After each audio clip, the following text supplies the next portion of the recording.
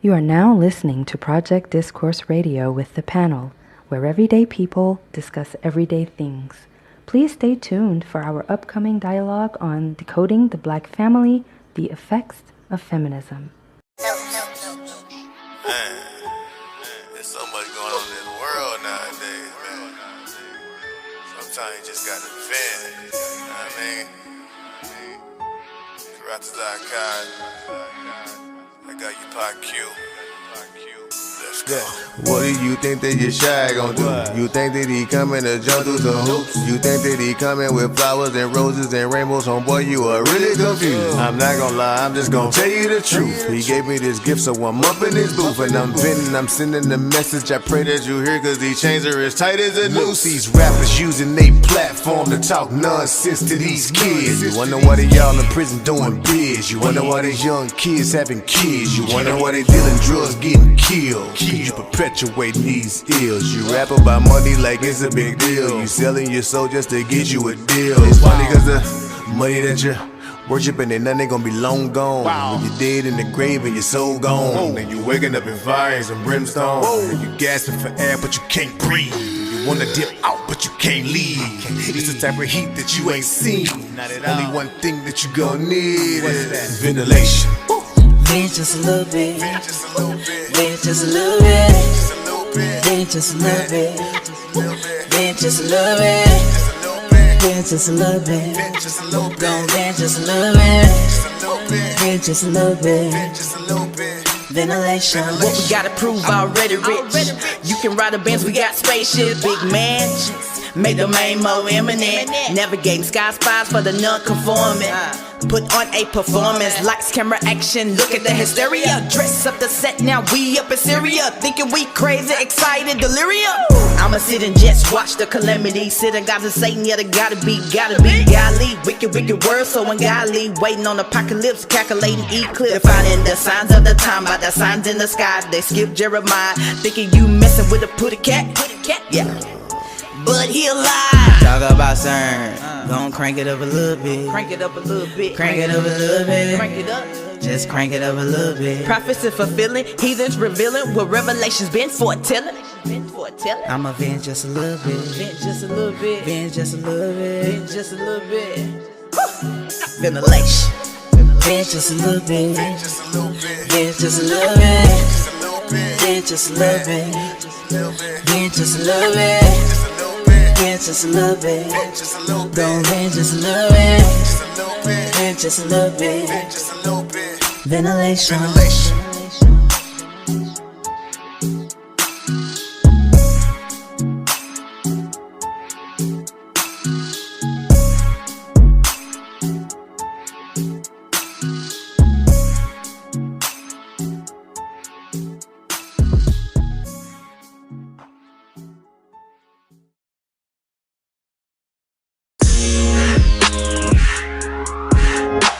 One thing that I became aware of in my traveling recently through Africa and the Middle East, in every country that you go to, usually the degree of progress can never be separated from the woman. If you're in a country that's progressive, the woman is progressive. If you're in a country that reflects a consciousness toward the importance of education, it's because the woman is aware of the importance of education. But in every backward country, you'll find the women are backward. And in every country where education is not stressed, it's because the women don't have education. So one of the things I became thoroughly convinced of in my recent travels is the importance of giving freedom to the woman, giving her education, and giving her the incentive to get out there and put that same spirit and understanding in the children. And I frankly am proud of the contribution that our women have made in the struggle for freedom. And I'm one person who's for giving them all of the leeway possible, because they've made a greater contribution than many of us men.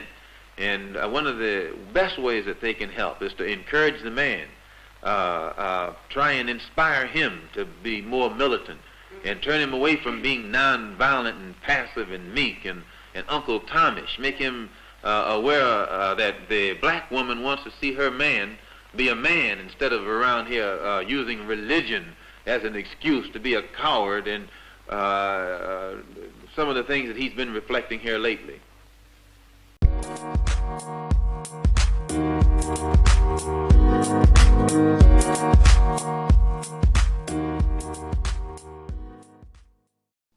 up, everyone? This is your girl, Stephanie, and welcome to the Project Discourse podcast with the panel, where everyday people discuss everyday things. First and foremost, we want to give all praise, glory, and honor to our Father, the Creator, for allowing us to see another day. We'd also thank our listeners for joining us in today's dialogue. Here at Project Discourse, controversy is sort of our middle name. We go into topics that may be considered taboo on the hush-hush list. We found that by turning a blind eye and not acknowledging what's real keeps us in the poor condition we're in as Blacks or African Americans. Today's topic is no different. Today, we'll be discussing something considerably provocative, and we ask that you all listen objectively to the points made by all guests. Allow me to now bring in the panel. I'd like to introduce Brother Mike, Brother Akwan, and Brother Corey. Welcome, brothers. How y'all feeling? Good evening. Great. Blessings. I'm blessed. Good. Good. Thank you guys. Thank you guys for being here with me. Unfortunately, Sister Erica, who's also a member of the panel, had to take a leave of absence. However, she'll be back very soon, and we'll continue to uplift her and her family in prayer. Now, we can all agree that the Black family structure is one of the most powerful units in the world. It's also undebatable that when Black kings and queens unite as one, we are an unstoppable force that can move mountains. However, over the years, we've seen the degradation of Black families and how it has impacted not only men and women, but our children. It's gotten to a point where men are blaming men for the destruction of the family structure. In what will be a 3-part series on healing the Black family unit, we'll discuss what could potentially be destroying relationships between men and women and how we can restore faith and trust within one another. Today, we must face discomfort as we tackle a very sensitive subject. In part 1 of Decoding the Black Family, we'll start with what many Blacks or African Americans consider to be the demise of the Black family, feminism and the Black woman. As a Black woman, hearing such a notion is most certainly not palatable and can be very, very offensive. However, it is definitely a theory worth exploring if we desire to heal our families. There are many perspectives as to how feminism may affect the Black family or life in general. Whichever side of the spectrum you may fall, we can all come to the same consensus that the Black family structure is in dire need of repair, and that all Black men and his women are unquestionably divided. Can the breakdown of the Black family be attributed to the Black woman and her quest for equality? In this segment, we'll determine whether or not feminism can heal or help Black families. In our quest to get to the root of this highly debatable topic, we have 2 very special and honored guests, Dr. Delecia Green and Miss Teresa Chambers. Welcome to the show, ladies. Thank you. Hello. Okay, thank you guys for being here. No problem. Thank you. So these 2 queens are highly educated and can speak to both sides of the argument. Many women have spoken out against the feminist movement as they feel that it's one of the main factors in the demise of families. Phyllis Schlafly has been one of the most outspoken women when it comes to feminism and how it affects the family. She stated that the feminist movement taught women to see themselves as victims of oppressive patriarchy, and that self-imposed victimhood is not a recipe for happiness. She's also stated that women are in competition with men because he's got an asset that she doesn't have. He has a full-time homemaker who has dinner ready for him when he gets home, and she's taking care of his children. And the woman in the workforce is insanely jealous of that because she can't have a wife of her own. So she chooses to abolish the wife of the man.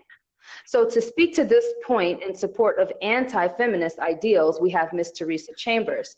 Teresa holds a master's degree in criminal justice, a master's degree in education, and has been accepted into a doctoral program to start studying this August to obtain her doctorate's degree.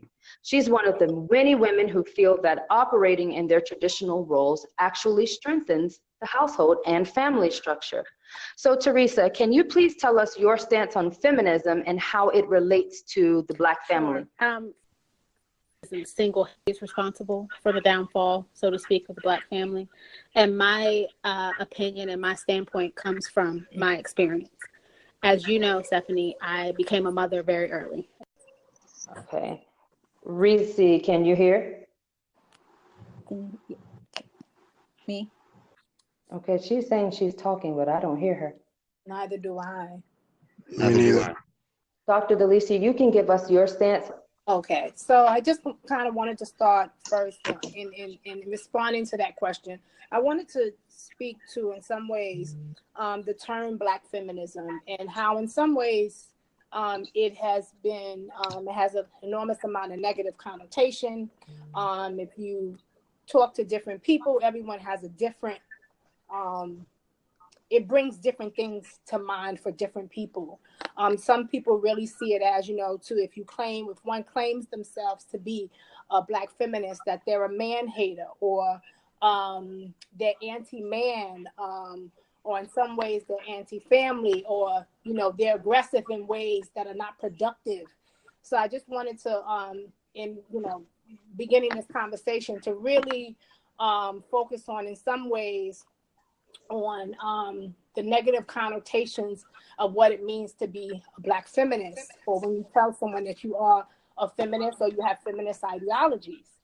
But also, I really also want to start with what has really been the history of Black feminism, because it was, in essence, in response to Black women feeling as though white women, when they advocated for things that were beneficial solely to white women, and they did not necessarily look at how Black women their experiences were made invisible, their experiences were not accounted for. So in a lot of ways, Black feminism was, in essence, a response to the lack of voice, the lack of agency that they felt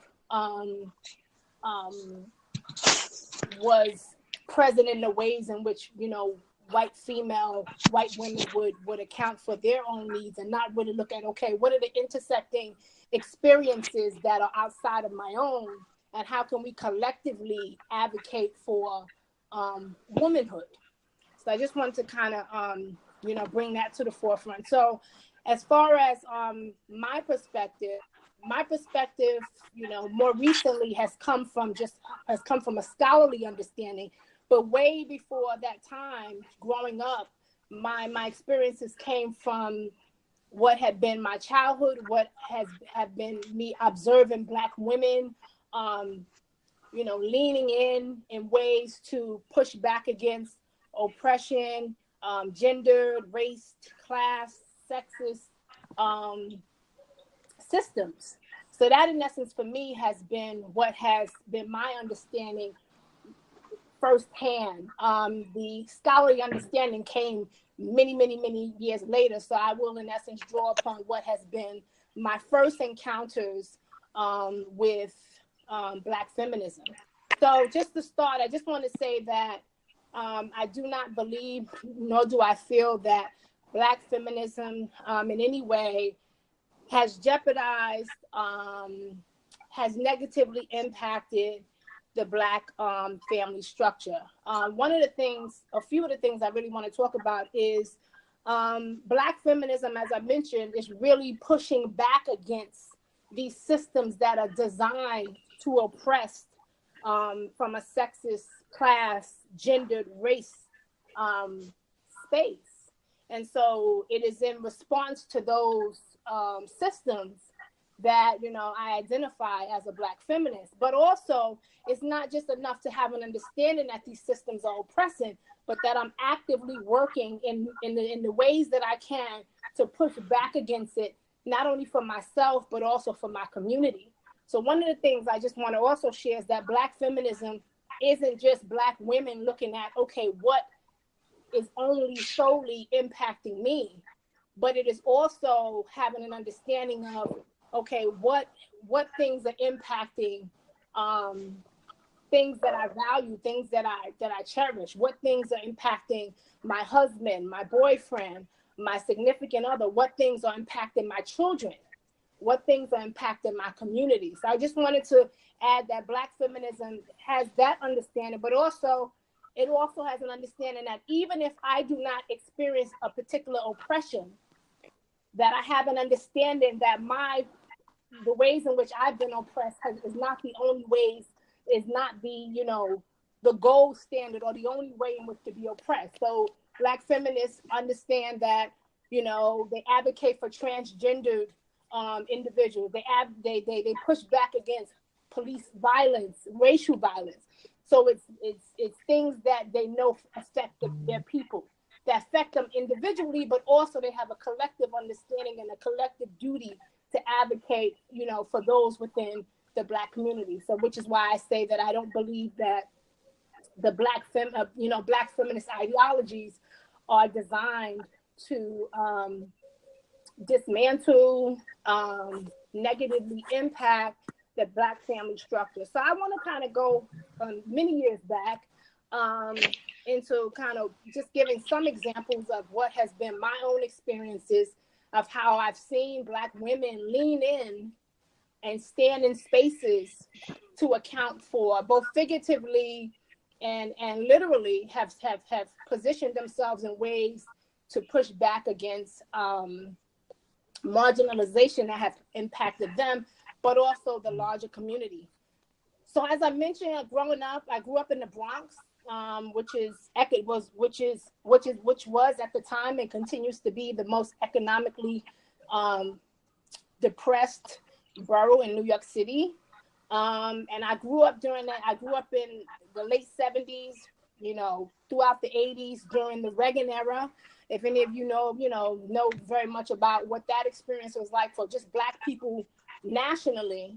But the conditions that, on top of us being, historically marginalized, but just the conditions that political landscape had created, from high tax, from police brutality, things that are continuing today. So during that time, I really got a chance to see how, Black feminists, it wasn't this sense of, let me stew in, let me live in, let me exist in this victimhood. But I saw it in ways where it was around, let me have voice, let me make myself visible through my actions, let me also be empowered in different ways, not only empowered for myself, but also for the larger community. So I've watched, when I think about the family, the Black family, I'm thinking about, the core family members, the father, the mother, the children, or what anyone defines as family. I define family very loosely. Like when I think about growing up, my mother, she was always an other mother. So not only was she mothering us, she also stood in and, stepped in when other children in the community also needed mothering.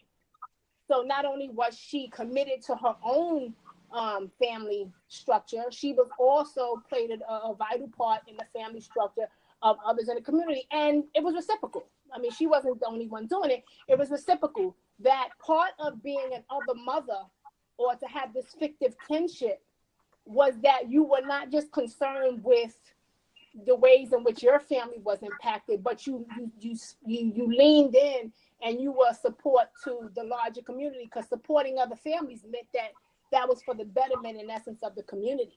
So that was one of the ways that I've seen my mother kind of serve as this other mother, and other women in the community, aunties, and the woman down the street, or the woman that looks out the window and watching what you're doing, how everyone played a part and a role in being part of this extended family. So when I think of family, I think of it, I know there's this traditional understanding and meaning of it, but I think of it very loosely and very broadly because of what my experiences have been growing up. Also, I see how, growing up, my mother, I lived as I mentioned, I lived in the Bronx, and, there was this idea of being in a zone school. So if you went to your zone school, in essence, was the school closest to you. It didn't matter if the school was a failing school, academically, it didn't matter. That was the school that you went to. So one of the things I used to see, not only my mother, but other mothers doing, was really pushing back against a school district and a school system that said that this is all your child deserves and needs. Your child is not deserving of anything more because you don't live in a quote unquote good enough geographic location to even want or demand or expect more. So I saw my mother in many ways not only advocate for me as a student, but also how she advocated for other people's children. It's not enough that Delecia is, does not have to adhere to the zone policy, but what are we doing to change that so that we are making it so that other children have these same have access to other academic experiences. So when I think of all of what I just mentioned, I think of how those things are very much part of the family structure, because the family structure in the Black family is also around how are we thriving? What are we doing to resist oppression? Not that we're living it in ways that, we've succumbed to it, but we have an understanding of what it is and we're actively pushing back against it. So that's, at this point, that's kind of what I wanted to contribute to the conversation. Okay. So I want to bring in Teresa, and thank you so much, Dr. Green, for your perspective and your points. It's definitely something that we can build off of and start our dialogue so that we can heal. I want to get another perspective, maybe one on the opposite end. So I'd like to go ahead and bring in Teresa, who dropped off a little earlier. Teresa, can you hear us? Yes, can you hear me? Okay. Yes, we can hear you clearly. So prior to us having to start over, I was asking you about your particular stance on feminist ideals, and do you think that those ideologies contribute to the destruction of the Black family? I do. Again, as I stated before, I don't think it's the sole that it's single-handedly responsible for the downfall of the Black family. I think that due to things that have happened in society, I think wires have been crossed. And I think when it comes down to, I'm more of a traditionalist, and I believe in the traditional family. I believe in the roles of women. I believe in the roles of husband or men and husbands, that type of thing. And so my standpoint is that when it comes down to the family structure, which again in the Black community was once upon a time, a very strong structure. When it comes down to the Black family, I believe that there's a struggle for power amongst women and men, husband and wives. And I think that internal struggle, external struggle has impacted the family structure as a whole. I mean, growing up personally, Stephanie, my family structure. I come from a family of strong women.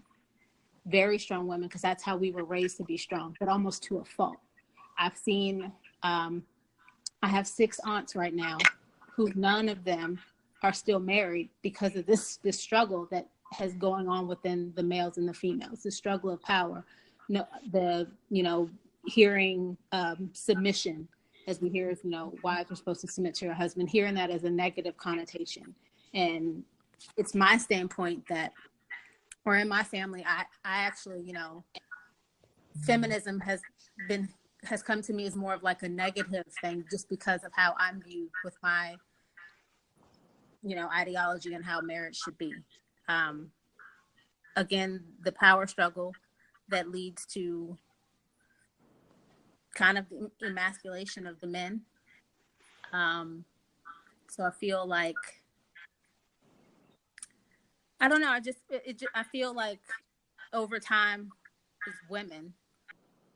Oh, she dropped off. But I would like to just bring in a couple of quotes. When I was researching this topic, I focused on several feminists and several anti-feminists. One of the quotes that really stood out to me was made by Miss Betty Friedan. She's credited as one of the founders of the modern feminists. And in her 1963 book, The Feminine Mystique, she challenged the traditional idea that women could find fulfillment only as wives and mothers. And she taught the idolization of the role of wife and mother was a product of a well-organized conspiracy by males to prevent women from competing with men. And there are also a couple of feminists who are completely against the family structure. One quote from Linda Gordon, she was quoted saying that the nuclear family must be destroyed, whatever its ultimate meaning. The breakup of families now is an objectively revolutionary process. And to echo her sentiments, Sheila Cronin, the leader of the NOW organization, is on record stating that since marriage constitutes slavery for women, it is clear that the women's movement must concentrate on attacking the institution, because freedom for women cannot be won without the abolition of marriage. So with that said, I would like to get everyone to speak on, just those two quotes and how it could possibly relate to feminism destroying the Black family, and how we can take these kind of ideologies and turn it around to heal our families. Mike, do you want to speak to that first? Sure. Mm-hmm. Well, first of all, if I may go back for a second, I'm not necessarily opposed to feminism in a way that I think works for the Black woman. I am under the extreme belief that the Black woman and your whatever issues and things that you may need to address with your families and are vastly different than that of white women, because white women still hold, and pardon my pun, a trump card, which is they still fall under white privilege. Therefore, the things that they may have experienced and the things that they feel they have some sort of, not necessarily a gripe about, but a need to feel like, hey, I'm important too, which leads to feminism, is something that the experience is just different to me. On top of that is the historical fact that white women have played a role in slavery and the overall oppression of Black people in our culture since the beginning. So then it would be like for us as Black men to join up and team up with them in a way that says, hey, we have issues that we need to address together. And in a way, that may be something that ultimately we need to do, even though we're in a continual process, a perpetual process, it seems. Mm. But within that, it leads to a broader and not necessarily more intelligent thought about the things that can drive a wedge between us and our people. To speak to the doctor, yes, I grew up in Washington, D.C. in that same type of era. Back then, the murder capital of the world. So I know quite clearly about the separation of man and woman in broken homes. I have 4 aunts and a mother, and none of them are married. So yes, I also see the impact of not just what you said, having to have and having those strong women, but also at the same time, there are things about the Black man that we have that are vastly different from the white man in terms of how we handle and ultimately deal with being in relationships and unions and partnerships with our women. I just feel it's different, which for me which leads to a totally different mission as far as feminism would be concerned. And Black women have taken on these issues with their white sisters, you know, with total disregard at times for our own family structure. Mm-hmm. So, do you think in this particular time, and I'm going to let Brother Corey come in and comment on that as well, but I just want to add another question and put another thought out there as well. Do you think that during this day and age where there's so much racial tension, that Black men and Black women, or Black women, should be focused on feminism? Should we not be uniting with one another? Don't get me mistaken, man. Mm-hmm. Black women love their Black men. Mm-hmm. Overall. Mm-hmm. I'm not gonna front on that, and that's why I love Black women. It's no disrespect to other women, other cultures, whatever. Mm-hmm. I love my Black women because they love us. But at the same time, the division between us is, to me, is more infighting and immature things, for lack of a better term, since we're being PG, because, you know, I'm kind of passionate about this topic, because I really do feel like that's been lost, and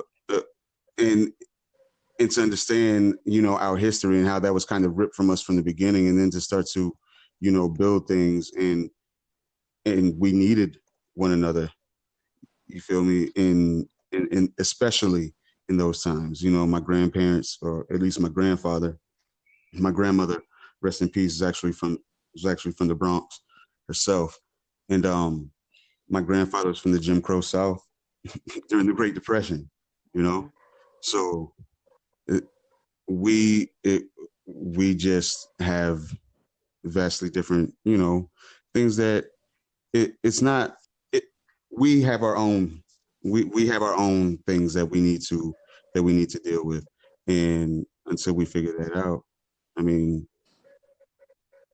it's kind of like how we say about the U.S. Perhaps, you know, we always want to clear up somebody else's supposed beefs and issues and problems, and we have things in our own backyard that we could, you know, that we could be taking care of.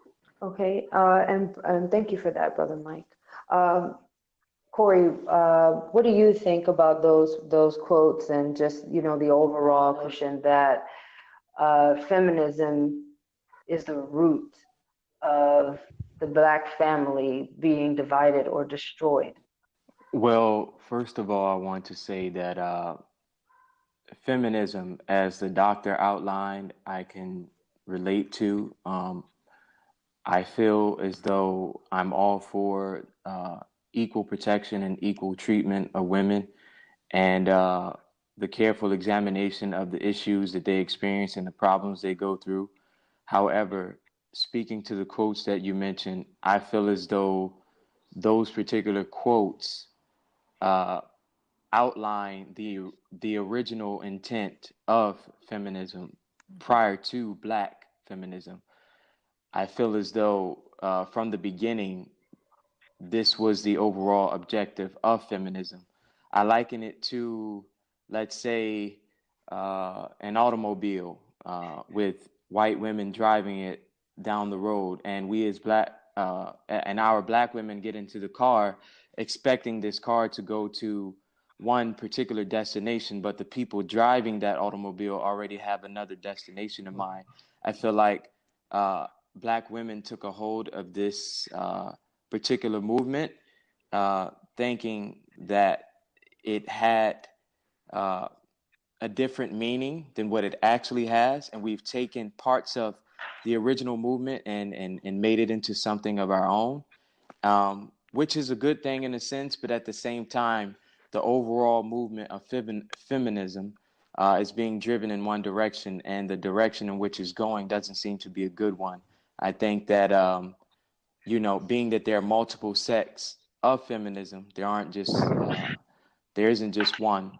I feel as that the people who originally constructed the social construct designed it to do one thing, and that was to do exactly what those quotes mentioned.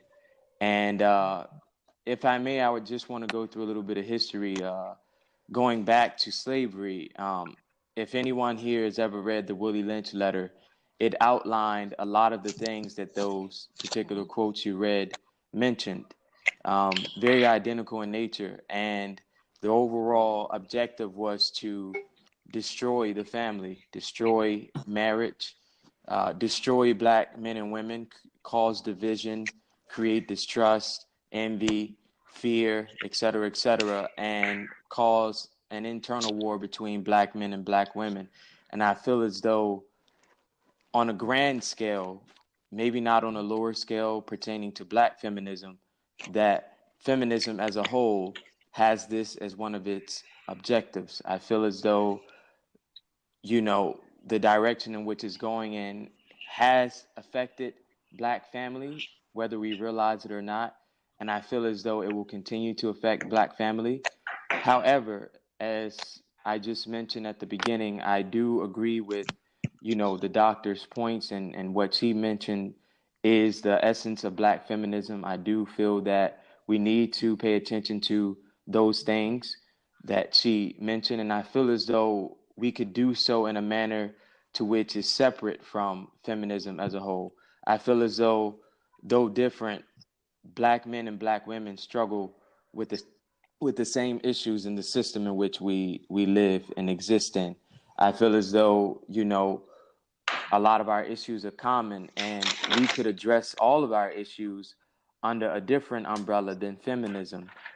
So that's my perspective. And I also feel that, you know, we have too many battles at this particular point. We're fighting so many different wars on so many different fronts. We're fighting against racism.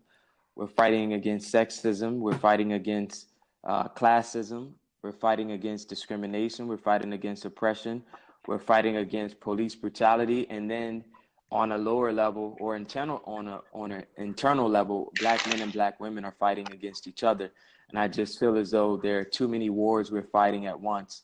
And there's no way we can win these wars separated. We have to unite in order to win these wars, and we have to take things one step at a time. And I feel as though we need to tackle certain issues in order and do them the right way, and we can't do it without one another. Black men can't do it without black women, and black women can't do it without black men. So I feel as though any movement that focuses on the issues of one particular party and not the other, it'll ultimately fail, because it'll bring us back to where we were in the beginning. Mm-hmm. So that's Thank just my That, perspective. brother. Brother Akwan, are you with us? Yes. Okay.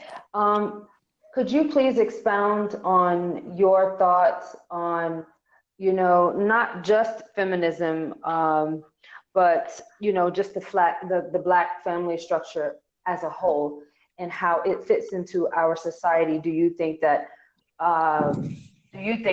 a feminist, let's say the feminist that Dr. Green is talking about, one that you can actually relate to, do you think that this kind of feminist has a place in the black family? And if so, do you think that a husband who is leading his household, do you think that she could coexist with a husband who's leading a household? Okay, well, honestly, I don't think that that we should be even calling it feminist or feminism, because, like Corey said, it's tied to something that was satanic. You know, it's tied to something that break and tear down families and cause division. So calling it feminism as a whole, whether it be black, white feminism, Latino feminism, whatever accolades you want to add on it, it rooted for something that was to destroy. You know what I'm saying? And I think that if we're gonna build something, it has to be built on a strong foundation, not tied to anything. I definitely agree with what the sister was saying, the doctor. She I'm not saying she came from a point that I didn't think she was going to come at. So, I liked the points that she brought, but still at hand, I think that it's still, like Corey was saying, we're suffering too much as Black people anyway, so-called Black people anyway. We're suffering from all different types of things. So bringing a feminism, and I'm not saying, don't uplift the Black woman, because I was raised in a single parent household. My mom was a very strong woman working 3 jobs. My great grandmother and actually, like the sister Teresa said, I went through some of the similar things. I have people in my family who was mostly, most of my family is mostly women, and a lot of my family, they're not even married. I got aunties that's 80 something years old, 83 years old, and they still don't have kids, never been married. So, and it's because of that struggle of, having someone over them. Now, if you want me to take it scriptural, I can take it there too, because since the beginning, Satan has tried to make Eve go against Adam,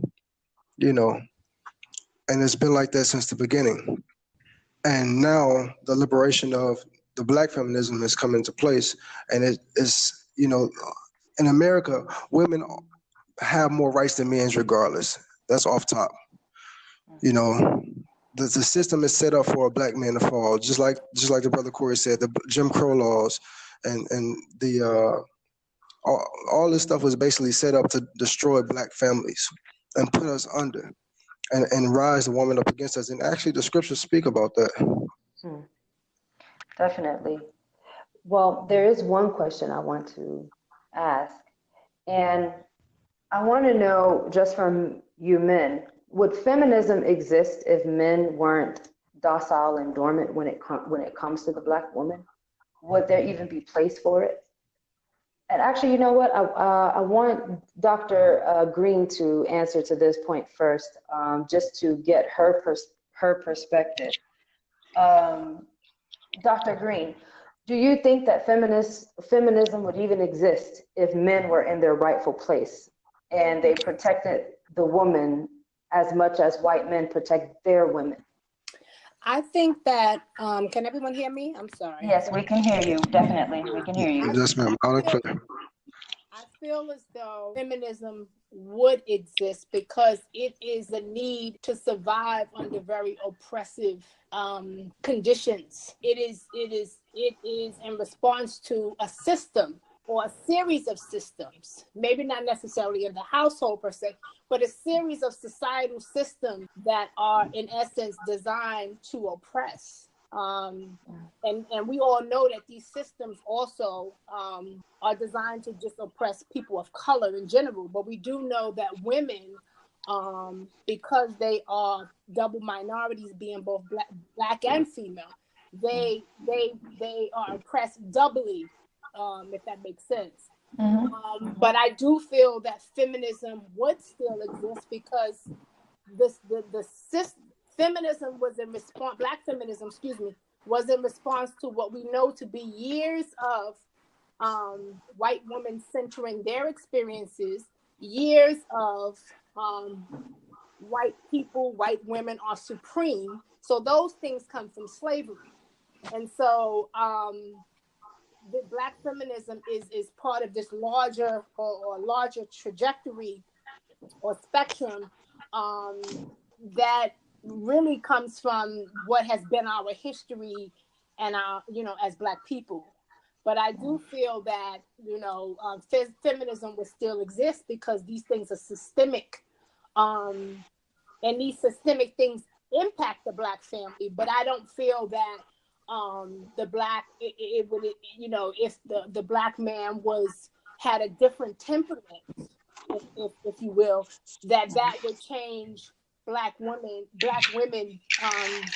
engaging in feminism, having feminist ideologies, because the response was in essence part of responding to systems, ideologies that had been kind of permeating society at a macro level. So I do feel that you know, feminism would still exist, and it would not necessarily, I don't think it would be driven by necessarily a Black man's temperament, if that makes sense. Mm-hmm. It makes perfect sense. Mm-hmm. Teresa, what about you in this particular question? As someone who's on the opposite end of feminism, do you think it would exist if, you know, men were in their, I can't say all men, because you have men who are standing up for righteousness, who are protecting their women, providing their women, and raising their families and caring for their children. But, you know, for those who may not be in that position, do you think that feminism would exist under, you know, better circumstances? To be honest, I don't know. It's kind of like what came first, the chicken or the egg. Is it a matter of the men's lack of presence that made the women feel like they need to rise up, or is it the opposite? I mean, just think back into, you know, our society, our generation, in terms of dating, and relational aspect. You have these women out here who lead into a relationship or go into a relationship saying, I don't need a man, I got my own this, I got my own that. Is that causing, you know, is that kind of like meeting a man, you know, giving the stiff arm, is that driving him away, or is it the opposite? Or is it the men's failure to rise to their position as the head of the household or the king of the relationship that's driving the women to do that? To be honest, I don't know. Is there a brother that can answer that? I think I may be able to. Okay. Because I think we forget where it comes from. It stems from Satan, man. And you know, I'm a true believer in the scriptures, and I want to bring it to, because, all right, for instance, I think, and I know from scripture that Adam and Eve is black. It said they were made from the dirt. The color of the dirt is not white, it's black. Okay, so, or the earth, whatever you want to call it, earth, dirt, sand, whatever, is of color. Okay, so Satan tricked Eve into getting Adam to disobey the Most High. Okay, so that's where it started from. She was liberated because she ate the forbidden fruit first, which gave her the wisdom, knowledge, and understanding above her husband. Okay, that's where it stemmed from, and she was listening to a fallen angel, which was Satan. Okay, I'm gonna read the scripture real quick. This is Ecclesiastes 1:4. It says, "One generation passeth away, and another generation cometh, but the earth abide forever." I'm gonna jump down to verse 9. It says, "The things that have been, it is that which shall be, and that which is done is what shall be done. And there is no new thing under the sun." Verse 10. "Is there anything whereof it may be said, see, this is new? It hath been already of old time, which was before us." Verse 11. "There is no remembrance of former things." Now this is the key part. "There is no remembrance of former things, neither shall there be any remembrance of things that are to come, with those that shall come after." So the stuff that already happened, which was the fall, this happened before, and we don't have any remembrance of it. So, you know, what the doctor said was absolutely right in a sense, because it has risen, whether the man does his part or not. This is from the beginning. This is with the fall of Adam. Okay, but it's detrimental that our people get back into order. Let me read the order real quick, if I may. And this is not my order. This is God's order. This is 1 Corinthians chapter 11 and verse 3. It says, "But I would have you know that the head of every man is Christ, and the head of every woman is the man, and the head of Christ is God." So this is the order of, and let me jump up to verse 2 so you can get where I'm coming from. "Now I praise you, brethren, that ye remember me in all things and keep the ordinances as I deliver them to you." So somewhere in along the lines we fell from that order. and it's happened in the beginning. And this is where it stems from, if you can feel where I'm coming from. Yeah, definitely. Definitely. Go ahead, Corey. You can go ahead and. I agree with the doctor as in her saying that feminism would still exist. As I mentioned earlier, there are several sects of feminism. So even if black feminism didn't exist or extremist feminism didn't exist, another sect of feminism would exist. I say that being that through the different sects of feminism, each sect seeks to accomplish its own goals. Black feminism may seek to accomplish its own goals, while liberal feminism may seek to accomplish its own goals. I feel as though at all costs, someone would point out something that is oppressing them to fight against and overcome.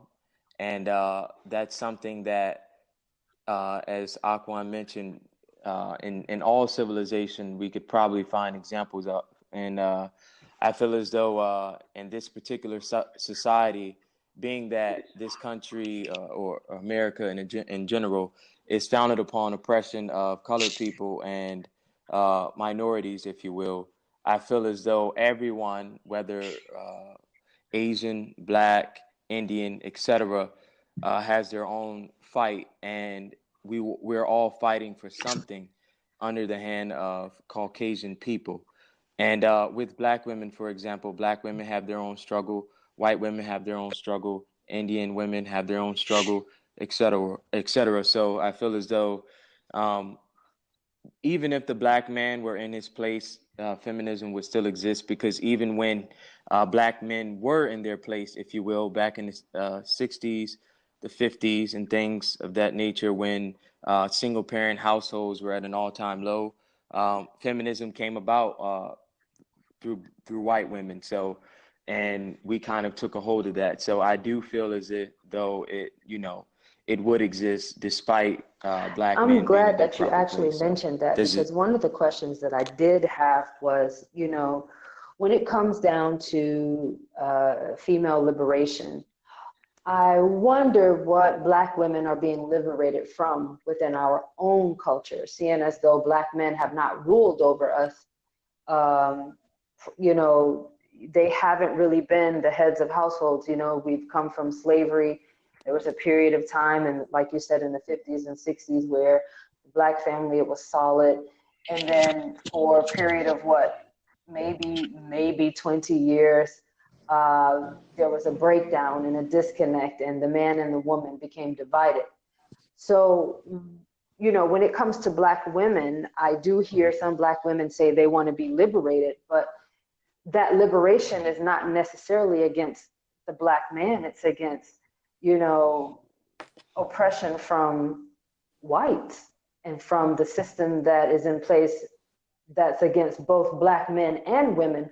So why not unite, come together as one, and fight that system like they did with the Black Panther Party? Because if you take a look at their organization, women were in roles of leadership. Women, they were warriors. It was a different construct. Today, everything is so divided.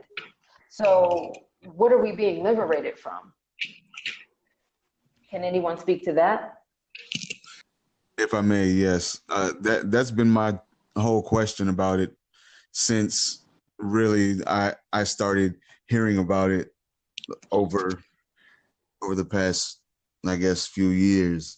And it's one of those things that has always baffled me and confused me.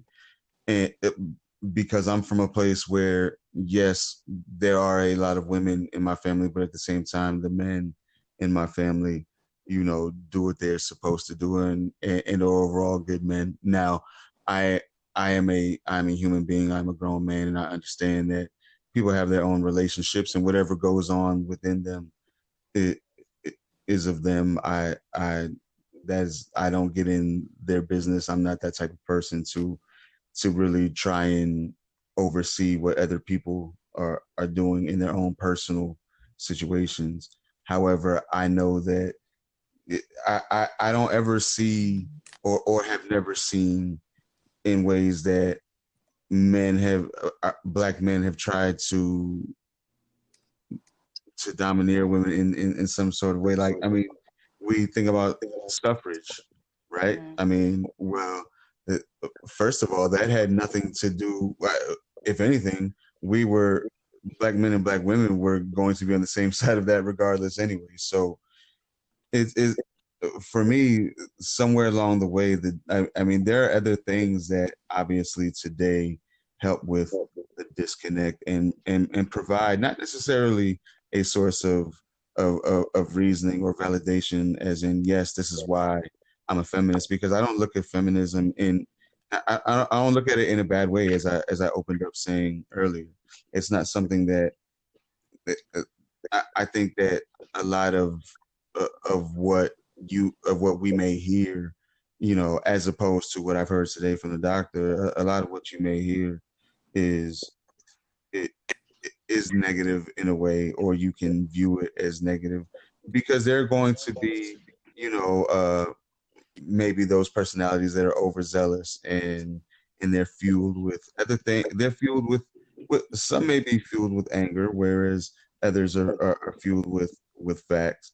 And it's something that, of course, you know, different, you know, individuals are going to have their different takes, and why, you know, they choose to value or devalue the family structure, or devalue the black man, pardon me, in a way that I don't see white women doing to their man.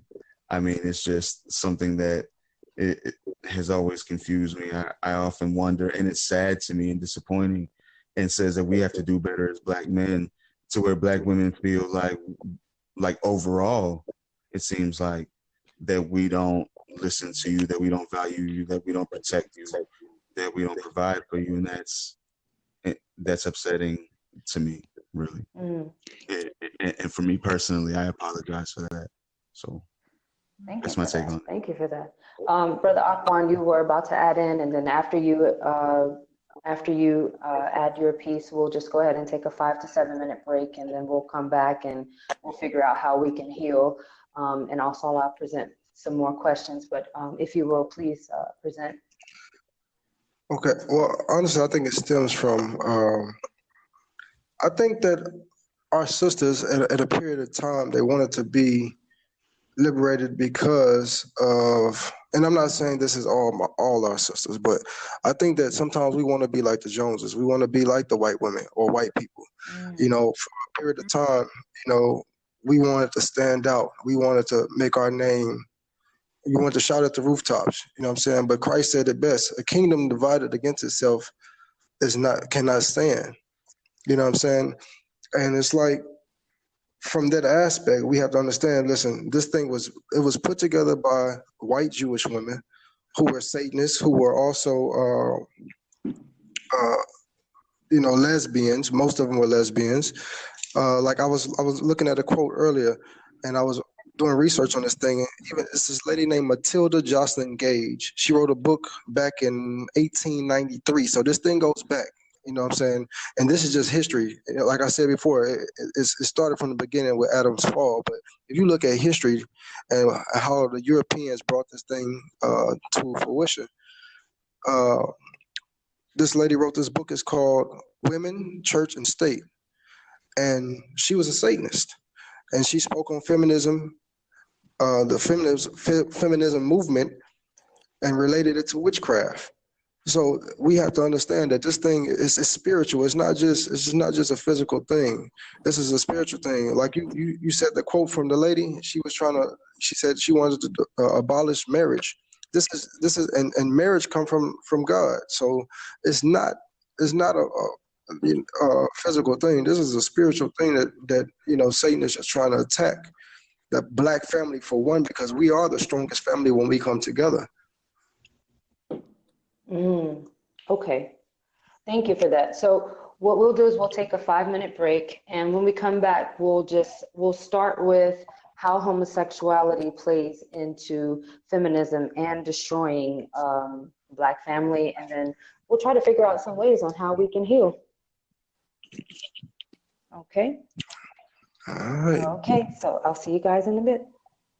Okay. Okay.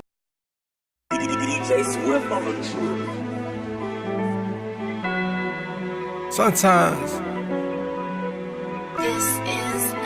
wisdom is given. Pay attention. Be careful for nothing. Cause you never know what you gon' deal with. You never know who you gon' come across. You never know who you gon' run into. The wisdom lies in that book, just open Philippians, the Bible told me. Be careful for nothing. Cause situations come and go, manifestations start within the soul. Sometimes that boat can be too hard to roll. Humble yourself so your spirit can grow. The Bible will give instructions for sure. For nothing. Who is you with? What's that you claim? What's that you buying? Huh? Is it legit? Is you a blood? Is you a crip? What's all that stuff that you do with your fists? Who you representing doing all this? Is you a G? Then spit me some lit. How do I know? I rip 7-4 until the world blow. Was so militant. Money Mac murder was part of my set. As far as the stars, I turned up the 6. 5 was dropping, the 6 was popping by looking at me. Can tell all of this. Proper preparation prevents poor performance. That's just a little bit. That's starting from David. I'm telling you this. You're serving Satan. That's truth that I spit. I was so down for this. Would've went down for this. If Yasha didn't come and save me from this. Searching for love in all the wrong places. Think I higher, I didn't catch no cases. Kept a black flag on my right side. Now I'm following Christ on the right side.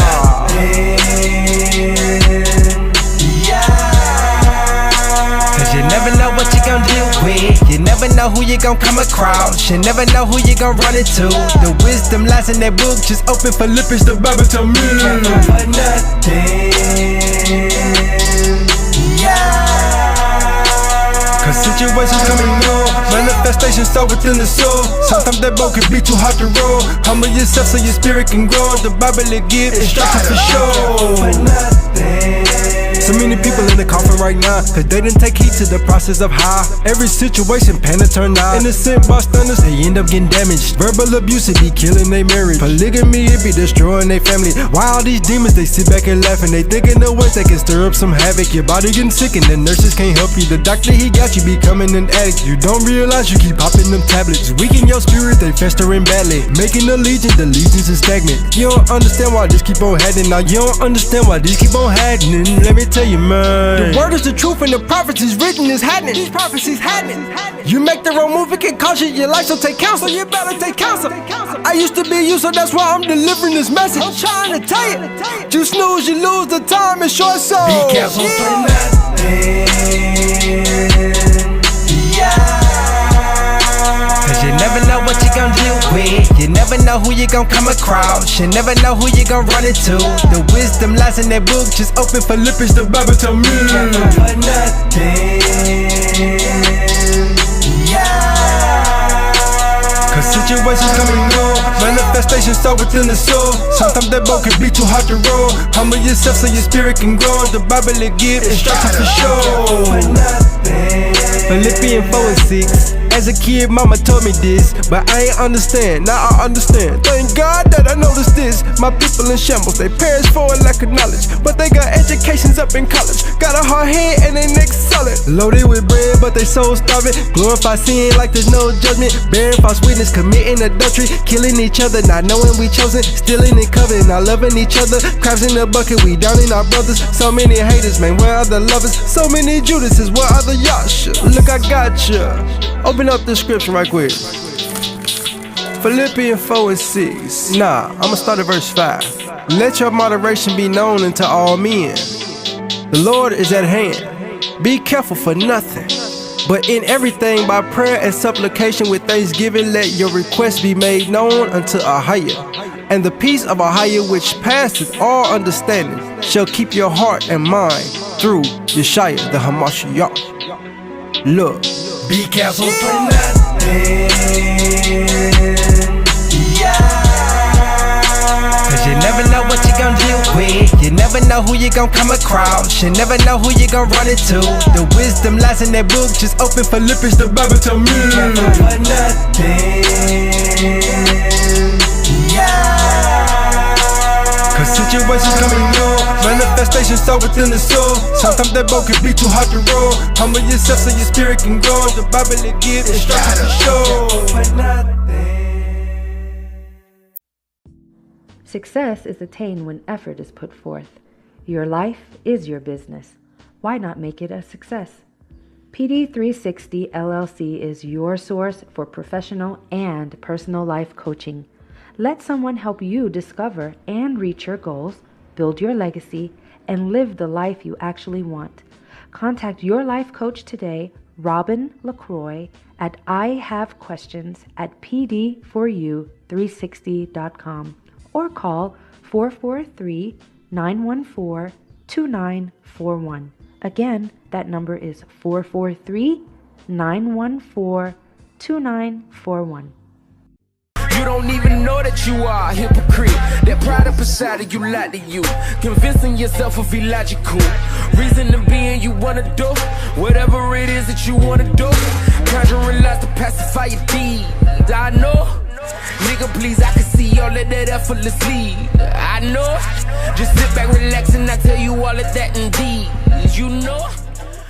In a world of message rap, Dayag has created a genuine and eclectic interpretation of real life through hip-hop and R&B. Get ready for his upcoming album, Thoughts and Feelings. You can keep up with your favorite artist, Dayag, via his website, www.dayagmusic.com, or follow him at Dayag Music on all social media platforms.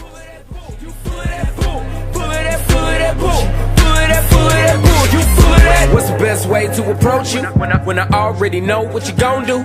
Goddamn, get offended, and you gon' play the role of the victim. You're so deceptive, your perception. My position is that the black woman's disrespect and rebellion against the leadership and the authority of the black man is a direct cause of the breakdown in our black family structure. Now, of course, there are many black people who consider those fighting words because as black women, we have never been subject to the kind of examination that our men have been subject to since we have been here. We have been somewhat protected and shielded from any kind of critiquing about our personal behavior, whereas our men have always been up for examination. The book is not an attack on black women. I have never said that all black women do everything that I list in my book. None of us have lived long enough to do everything that I list in the book, but most of us do some of the things that I've listed in my book. And I do say that it is not because of generalizations that we are all victimized by some of the negative patterns of behavior in the book, but the book just represents our collective contribution. This is some of everything that we have done or that we do daily that contributes to the breakup of our relationship, the destruction of our man, and the failure of our children to be able to function.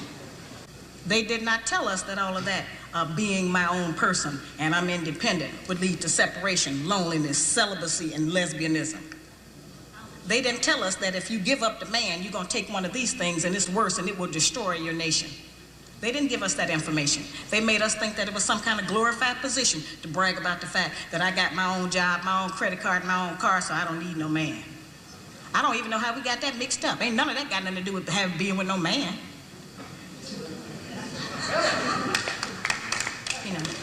We have some serious relationship problems that nobody has been able to address us on because everybody wants to pretend that this is not going on. Over 60% of our women are single, widowed, separated, or divorced. They don't have a man. I just came out of Florida and they got a housing complex that the Urban League built, which is a black organization that is for women and children only. They say they don't allow any men in there. I didn't have time to deal with it, but I talked about them real bad. That's the silliest program I've ever heard of. You know them women that had men if they got a bunch of children. They need fathers. They need protection. We hear about the drug problem that we have in our projects across the country. It's one of the major places that we have a drug problem.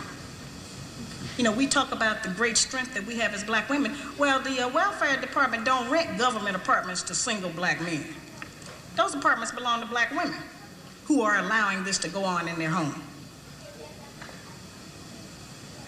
We have not looked at what part of the responsibility do we share. Yes, black men sell a lot of drugs, and a lot of us black women get the money from them drugs and buy some of these fancy clothes we wear. Drive around in some of these fancy cars. He is not doing these things alone and without support from us, whether they are good or bad. See, we have a lot of power. We are very strong women. I'm saying that we're using our strength in the wrong direction. We're using it to tear our man down, tear our nation down, instead of building it up. Having an education and a job does not necessarily mean you have a successful life. I keep telling black women that to raise a child, they say, well, I provided with food, clothing, and shelter. That's not raising a child, that's maintaining one. To raise a child, you need a parental coalition of a man and a woman. We have sons who, by not having a father in the home, they don't know how to respect women. They take on the black female emotionalism. They're doubtful, they're indecisive, they can't make a decision. They don't know what to do about being a man because we can't teach them that. We don't have that knowledge. We have daughters who grow up in a home where they don't see any affection, where there's no man there. They go out into the world and try to mate. They don't have no idea how to be no woman to no man, how to function in a house with a man, because they haven't seen it. Most of our children, just like us, get all the information we have about how you be with a mate off television. It's the only medium that shows us anybody being together. Those rules have not worked for us. The white woman's liberation movement, we don't have anything to do with that. We have not been under the control of the black man for over 500 years, so what do we have to get liberated from them from?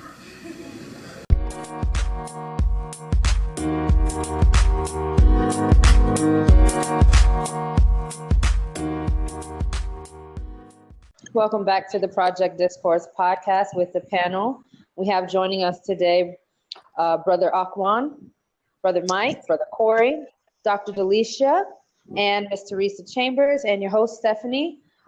So we left off with thoughts on the black female being liberated, as well as homosexuality being one of the causes that could potentially be destroying the black family. So we'll start with, I know that we said we would start with Brother Akwan, but I want to bring Dr. Delecia in just for 1 second so that she can make a point that she wanted to make. If you're ready, you can go ahead. So one of the things that I wanted to talk about was, I know we have really talked about what is making it so difficult, so hard for us as a people to be in alignment, complement each other, be on very sturdy ground. But there's several things that when we talk about that, but also when we talk about dating and courting and everything that comes with, trying to partner with someone. I think and we've all talked about the impact that slavery has had on us as a people, but also just this, but also the generational trauma that we have as a result of that, and how we, our ancestors and our families have, did the best they could under the conditions that they were going through under that particular era. But in essence, we are we are a broken people. And I don't say that from a place of victimhood. I say that from a place of that is just the reality of what our situation and circumstances as a people. So those things being, and I'm not saying that that's just happening with brothers. It's brothers and sisters. It's happening. We're experiencing that both. So there's several things I wanted to mention. One, we're dealing with the brokenness from slavery, and we're also dealing with what happens. We're dealing with the brokenness from slavery, but we're also dealing with maybe childhood traumas that that have come to be. So we're dealing with things on very much on a systemic level, but we're also dealing with maybe things on a generational, familial level within our families. So I think one of the things, I don't want to nor mean to divert the conversation in a different direction, but we really have to also talk about, you know, wellness and getting, you know, dealing with these traumas in ways, for example, going to, you know, some people of color are not interested in going into counseling. But how do we negotiate and how do we deal with traumas before we then come into a relationship? Because those things tend to manifest themselves in a relationship situation, or even if you're attempting to court someone. So when we think about slavery and how it has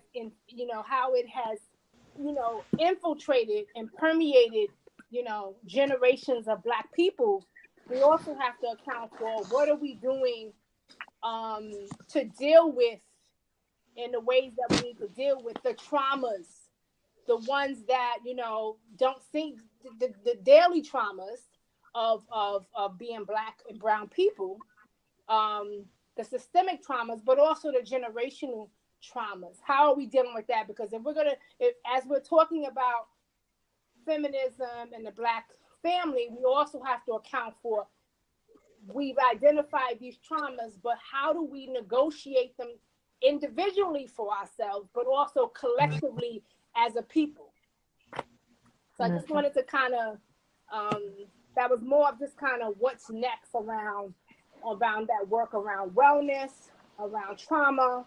And I know sometimes in the Black community, there is a sense that you don't talk about things that have gone on. I remember, you know, family members would always say, it was just known that you don't air any laundry about, the family, or things going on, or things that may be traumatic. But what happens when we hold those things in and then we attempt to, down the line, get into a relationship, or we're dealing with that within the, things, trauma from the family, but now we're also dealing with police brutality. And now we're also dealing with mass incarceration. And now we're also dealing with, so how do we do what we need to do for ourselves individually, but also collectively? And so I think we have to also talk about, without going too far off course, we also have to really think about, how do we heal ourselves in ways that we can be viable to ourselves, but to each other? Exactly. I think that's key, because, you know, if the notion is that feminism is destroying, you know, the Black family, it's almost as if we're going back into like a victim state of mind, and we're passing the blame onto someone else rather than looking internally. Like you said, there are residual effects of slavery. We're not mentally well. We're dealing with police brutality. We're dealing with mass incarceration. Just as Blacks, we have a lot to deal with. So it can't just be one thing that's destroying the Black family. Although maybe feminism can contribute to the destruction of the Black family, there's still other things that are causing a breakdown, you know, in our units, like homosexuality. You know, we're not reproducing. You know, I want to go to Sister Teresa. When it comes to homosexuality and feminism, do you think that both of them go hand in hand? Not necessarily, but more often than not. Going back to raising, you know, children in a household where one parent is absent, there's no mother, there's no father. I know people can argue all day long where homosexuality comes from. Are you born gay? Is it spiritual? And a lot of what I've seen, I think the breakdown of the family household has a lot to do with it. And then nowadays, we're like, in the news, you see we're trying to fight, or they're trying to have gender neutrality. Let's not use he, she. And it's caused an increase in feminist men and masculinized women, which in turn, in my opinion, leads to an increase in homosexuality and bisexuality. I think our society is headed towards this hedonistic attitude where if it feels right, if it makes you feel good, do it. And it's very dangerous. And this is unfortunately one of the residual effects of that. Brother Corey, would you like to add any comments to that or speak to her point? Yes. I don't think feminism and homosexuality go hand in hand. I think that's an unfair statement to make. However, I do feel that there are members of the LGBTQ movement involved in feminism.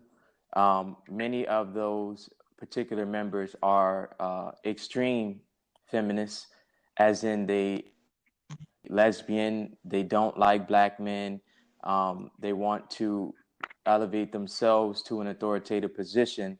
Therefore, they participate in feminism to basically propel the movement to attain that result. So I think that there are many members in the LGBTQ movement also involved in feminism for the very goal of attaining dominance over the man for their own maybe selfish reason, if you will. But I don't think the two go hand in hand, although there are some supporting members of the LGBT community involved in feminism for their own specific reasons. I do feel that there are lesbians involved in feminism, many of which I would say take to extreme feminism, as in they don't agree with the traditional household. They don't agree with men being in an authoritative position. They want to propel themselves to that position, and they want to help feminism achieve a certain level of success that would actually eliminate the male figure as an authority figure in the household. So while I don't believe they go hand in hand, I do believe that many homosexuals or lesbians, if you will, are involved in the movement. And that's my perspective on that. I was just going to say that also, as the sister noted earlier, I do believe that homosexuality is also contributing to the breakdown of the Black family. I feel as though we're ignoring the actual cause of homosexuality. When you look at the cause of it, a lot of it comes down to molestation, sexual abuse of children, and even adolescents at a young age. And they tend to go on to repeat this cycle. I don't think that anyone was born with that particular mindset or spirit instilled in them. 9 out of 10 people, if you interview them, you talk to them, you get to the root of it, they'll tell you that they were abused by someone, maybe molested by a family member. And I think that goes hand in hand with single parent households, because usually it happens when one of the parents are missing. Maybe the mother is separate from the father, and then, you know, the mother gets a boyfriend, the boyfriend comes along, the mother doesn't know the boyfriend, he comes in, molests the daughter or the son, she breaks up with the boyfriend. Years later, the son tells the mother that, you know, he's been molested, or the daughter tells the mother that she's been molested, and things happen like this. And sometimes the mother may have several boyfriends and they all come and molest the same child. These kind of things happen. You know, I've had family members that are homosexual, and, you know, these kind of things, they happen, they just do. And I think instead of acknowledging and addressing these issues, society is pushing for, you know, this thing to have it to where we don't have to address this, and we can push for gender fluidity. We can push that, you know, people were born this way, and we don't need to acknowledge the root of the this issue. So I feel like eventually we will get to a point where either we will come to our ultimate demise as a result of allowing these things to fester, or we will overcome it. Which one that will be, I believe it's in our hands, but I don't know if we'll be able to overcome it at this point, being in America and knowing that the odds are stacked against us. So that's my opinion. Well, that would go into what Dr. Green was saying as far as sexual molestation. You know, those are those same traumas that are causing us not to be well, whether, it steers us into homosexuality or it steers us into promiscuity, what have you. Those are still some of the traumas that we have experienced as Black people, Black people living in the States. One thing I do want to ask about are the children. For Dr. Green, you are very aware of, feminism and the ideologies behind it. Mm-hmm. And I would like to know, like, as a feminist, I'm not sure of your family structure, if you have a daughter, but if a feminist is raising a daughter, how would those principles affect her relationship with her father? And, I ask about it because, I wonder about, her attitude towards him, the respect, reverence, and honor she would have for him. Like, if she sees, the mother not necessarily being respectful to a certain extent, wouldn't she pick up on those tendencies and then end up treating, her boyfriend or her spouse or significant other in the same way? Okay. What do you think about that? So can I come right back to that? I just wanted to add something, if it was okay, to the conversation. Absolutely, absolutely. Jump into that, if that's okay. So sure, absolutely. The previous question was around the LGBTQ and also feminism, and I found that and this is not I'm saying in instances that I have been aware of or part of, I have found that there has been there has been a union between Black feminists and also Black gay men in ways around doing this work of operating and dismantling these oppressive spaces, not just for ourselves but also for the collective.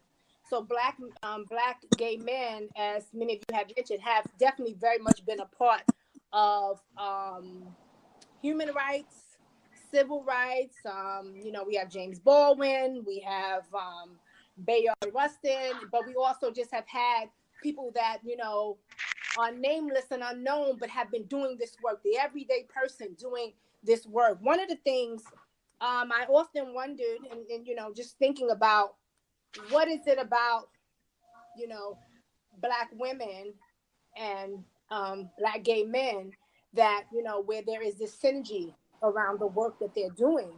And one of the things that I have found is that Black gay men do not take up Black male patriarchy in ways that can be harmful to Black women. So, there have been times when I have met let's just say a Black heterosexual male, and this is not a blanketed statement. I'm saying one instances or a few instances where their rhetoric is as oppressive to me as a Black woman as a white male's perspective. The ways in which patriarchy has been, where Black men sometimes will take, and this is not every Black man, I'm just saying in some instances where Black men have been, their perspective, their views have been that much more oppressive to me as had it came from a white man, and the things that white men do to oppress us. So this is not a blanketed statement. I'm just saying there are instances where I have had to, really sense or read on Black men's, ideologies, and whether or not they're really inclusive in ways that are really liberating to all of us, not just in ways where they can, assume or assert a level of patriarchy that's going to be harmful to me. So I just wanted to add that. So I have found more often than not that there has been an enormous amount of synergy between Black feminists and men from LGBTQ communities. Now, that's not to say that Black heterosexual males are not part of the movement. I'm not saying that at all. But I am saying that Black feminists and also Black women and men from the, gay men or members of the LGBTQ community do not take up Black male patriarchy in ways that are very oppressive to Black women, in my experiences. So I just wanted to add that. And then your question was, I know you asked about, so I don't have biological children. I have other daughters. I am other mother Black girls in the community. So I have not biologically birthed a child, but I have loved and engaged in an ethic of care with children as though they had come from my body. So I just wanted to add that. But your question was whether or not, if I had a daughter, how would I instill, and correct me if I'm jacking up the whole question. If I had a daughter, how would I instill feminism in her in ways that don't threaten her relationship with her father? Was that the question? Yes, along those lines, like if you were raising a daughter, how would those principles affect her relationship with her father? You know, would she still have the same level of respect? Would she still treat him the way that a daughter is supposed to treat, her father? Right. Well, I think, as I was saying early on when we first kind of opened up, I think it is the ways in which, one's understanding or definition there was, or perspective on what Black feminism is. I think when I think of Black feminism, I'm always thinking about how a system's designed to oppress me. Am I recognizing that? Am I acting in ways to push back against that? And am I doing so in selfish ways where I'm just caring about what impacts me, individually? Or am I really looking at how intersectionality really oppresses others as well? And how am I kind of acting along that? So just wanted to kind of recap on kind of what has really been my perspective on Black feminism. But if I had a daughter, I would really instill in her a level of having voice, having a level of agency, also having a sense of a real solid sense of who she was in self, and a level of independence. Now, that does not have to be at the detriment of her having a relationship, with her father. I think, one of the things that my mother did that I appreciated was that she always told me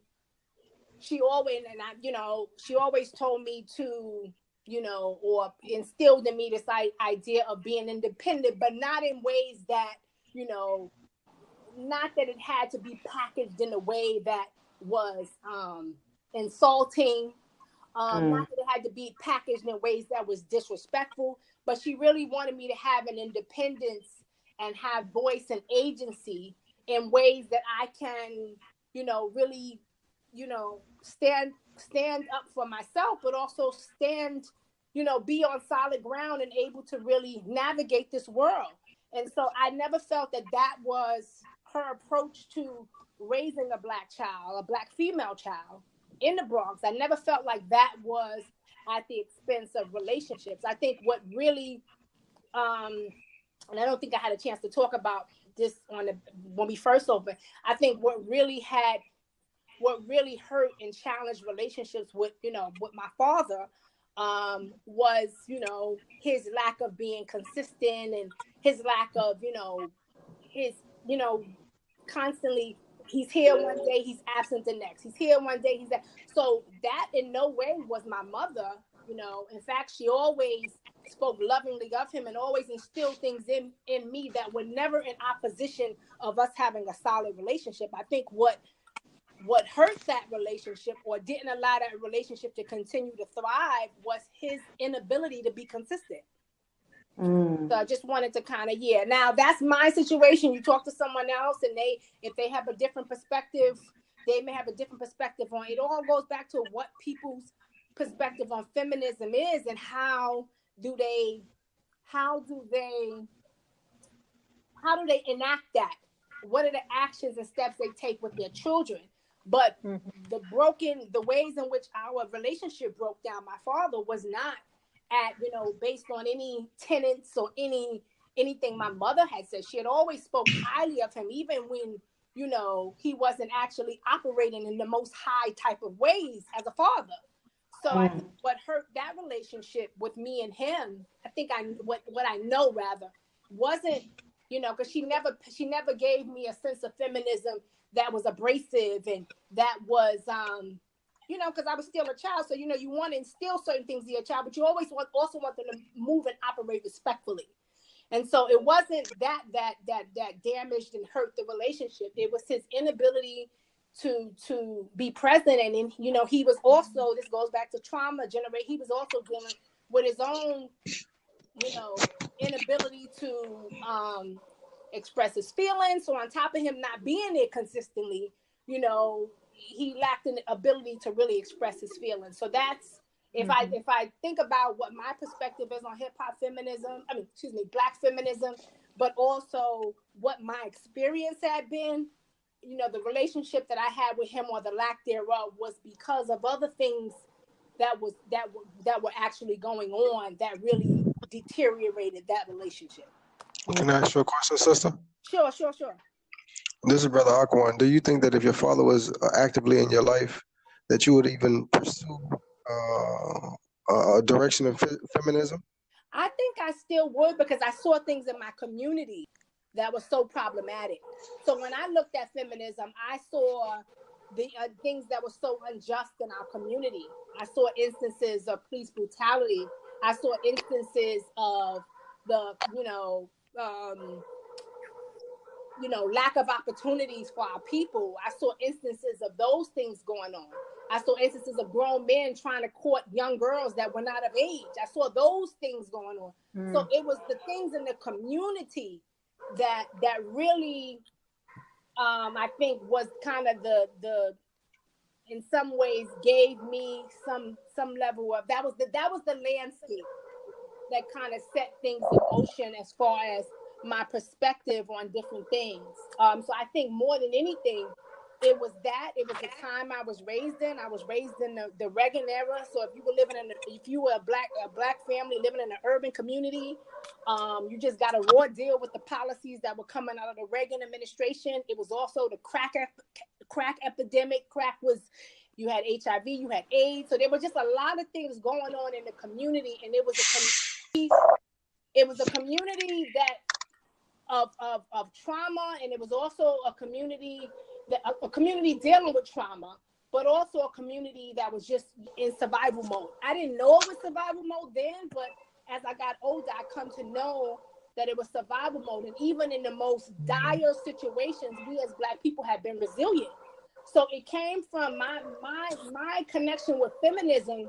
It's interesting because my connection with feminism, I think when I opened up earlier today, it was more, I didn't have a name for it until I came into a doc program. I had heard of feminism, of course, but I came to have a scholarly understanding, but I had lived it and saw things and saw feminists at play and at work in the community. So it wasn't until I became, into a doc program that it then, it was named for me. I had heard feminism before, but it was named and I had a scholarly understanding, but I had lived it 40-something, 30-something years ago. So I would say in a lot of ways that it was the conditions that we were living in, and that it was kind of like, and even in living in those conditions, we still had the police trying to further oppress us. We had,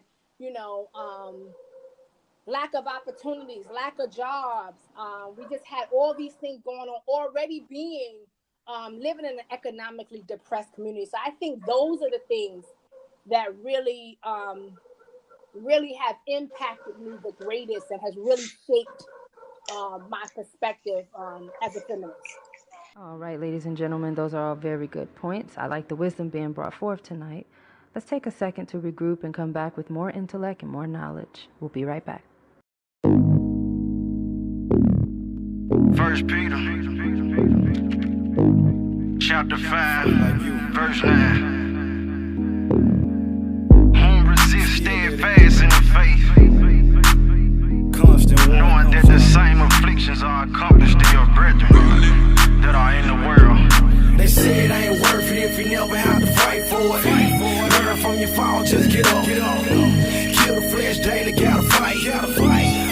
body, you can take a punch. They say it ain't worth it if you never have to fight for it. Learn from your fall, just get up. Kill the flesh daily, gotta fight. Hard body, you can take a punch. Get up, get up, get up, get up, get up. Come on, get up, get up. Fight, fight, fight, daddy, daddy, fight, mama, fight, sister, fight, brother, fight, get up, Craig, fight ridicule, fight hatred, fight anger, fight temptation, fight to stay patient, fight to keep faith. Sometimes it's a fight just to put a smile on your face. Fight bad thoughts you hide behind the jokes that you crack. It's okay to take the mask off, find your pants off. 7 years sober, it's a challenge every time you see the 2020 Mad Dog. Fight the enemy, used to smoke like a chimney. Fight not to light another cigarette. Fight memories, fight fam, y'all don't get along. Trying to study God's word, it's a fight just to get along. Freedom fighter, fight for the cause. Long as you're fighting, it's a problem if I heard that you ain't fighting at all. Your brother fighting charges in the slammer, meanwhile you in the hospital fighting counsel. They say it ain't worth it if you never have to fight for it. Learn from your fall, just get up. Kill the flesh daily, gotta fight. Hard body, you can take a punch. They say it ain't worth it if you never have to fight for it. Learn from your fall, just get up. Kill the flesh daily, gotta fight. Hard body, you can take a punch. Get up, get up, get up, get up, come on, get up, get up. Fight, daddy, fight, mama, fight, sister, fight, brother, fight, get up, Craig, fight. Fighting to keep peace, got a short temper. Still got beef with the court system. Fighting not to be the bad guy. Life's a movie, you the black guy. Fighting to bruise shit, shame wearing shades, trying to cover up the black eye. Fighting hormones, fast money had your bread long. It's a fight just to keep from going back to that sex streets calling on your cell phone. Fighting to be a light in a dark place. Fighting cause you a part of the dark race. To see the sunshine, got a battle in the moonlight. Back in school we had food fights, but now we warring in the spirit, everything different. Mike around with me, any demon bound to get it. Fighting, cause fighting all I know, every chop had to take a blow. It's nothing. They say it ain't worth it if you never have to fight for it. Learn from your fall, just get up. Kill the flesh daily, gotta fight. Hard body, you can take a punch. They say it ain't worth it if you never have to fight for it. Learn from your fall, just get up. Kill the flesh daily, gotta fight. Hard body, you can take a punch. Get up, get up, get up, get up, get up. Come on, get up, get up. Fight, daddy, fight, mama, fight, sister, fight, brother, fight, get up, Craig, fight.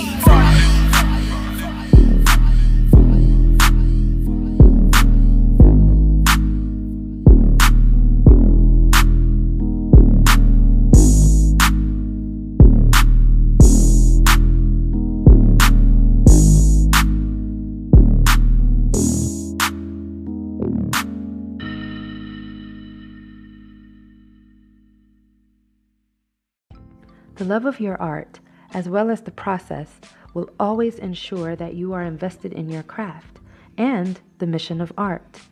Literacy is still a shortcoming in America, as well as those outside of our borders. However, imagination and seeing beyond the fear of failure are problems that affect our adult population. The lit life, in us we trust. That's built upon the understanding that literacy is the main pillar of crafting a life without boundaries. And with that, new minds may emerge and join the mission for the greater good. Contact Michael Lawrence at paperpiglitin@gmail.com for more information on how we can work together to improve tomorrow, today.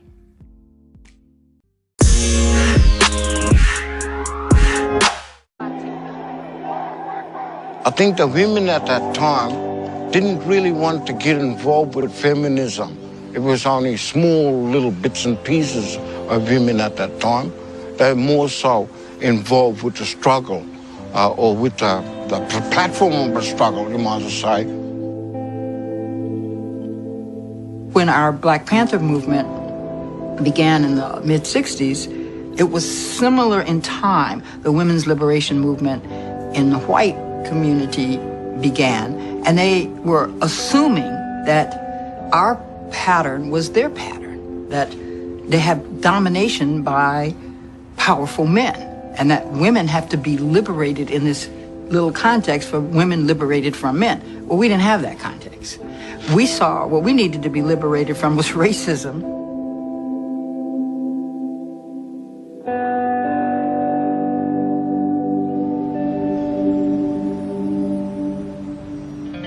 I'm suspicious of people who undermine the party on the gender issue. I'm highly suspicious. There wasn't the imperative of that moment in history to deal entirely with the gender issue. And we certainly weren't going to divide our movement on the basis of gender. That would have been ridiculous. We were already in a mass minority. Why would you divide your forces?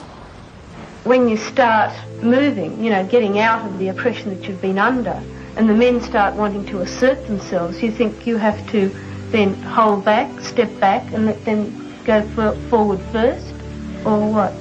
Well, I believe that a black woman's place is behind her man.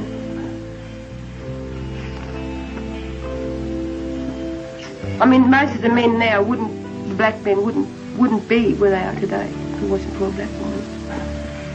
Blacks are going through violence every day of their lives, and you women just talk about liberating women, want to liberate yourselves, while there's the blacks are going through violence every day of their lives. And you just talk about women's liberation. Everyone has to liberate themselves. Blacks have to liberate themselves. We can't liberate you. And that's what we're trying to say to you.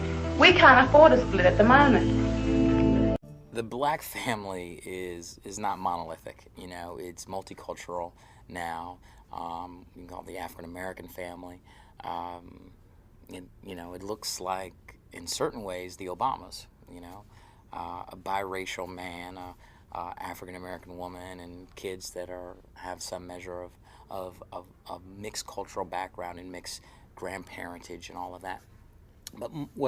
But the most disturbing thing for me, with regards to traditionally underrepresented groups, the African American family, etc., are the young people that I work with through my foundation, the Manifest Your Destiny Foundation. 3 out of every 4 young person I work with is being raised by a single parent, usually a mother. We can talk about all the different socioeconomic factors, sociological factors, and all sorts of things that have transpired over the course of that, and whether having 2 parents in the home is really the most important thing.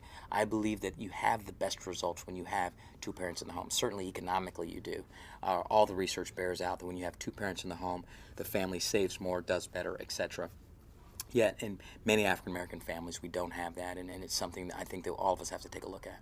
In my book, The Conversation, I talk about the black family and different elements and aspects of it, and talk about how over time there's been this disillusion of the African American family in certain ways. Some of the problems go back to slavery, and when you had the purposeful disintegration of a family unit, where purposefully the wives and the parents were separated from themselves, the husband's wives separated from the kids as well. And so some people think that there's a holdover sociological element there. Some other people believe that during the Industrial Revolution and through the onset of certain types of welfare laws, where it was almost encouraged in certain low-income communities for there not to be a male in the home because certain amounts of monies and food stamps, etc., were not given if there was a working male in the home. So number one, either had the male moving out of the house or it had the male not working, which are obviously 2 not great results for the family unit. Coming out of the Industrial Revolution, moving into more of an office-based economy, there's a lot of talk by scholars about obviously it was predominantly white men making decisions about who they were hiring and not hiring that they wanted to work next to in their office. A lot of research had been done around the fact that many of the men, in this case Caucasian men, felt much less threatened by African American women versus African American men. So they would hire African American women to work under them rather than African American men. So African American men did not make the transition into those jobs.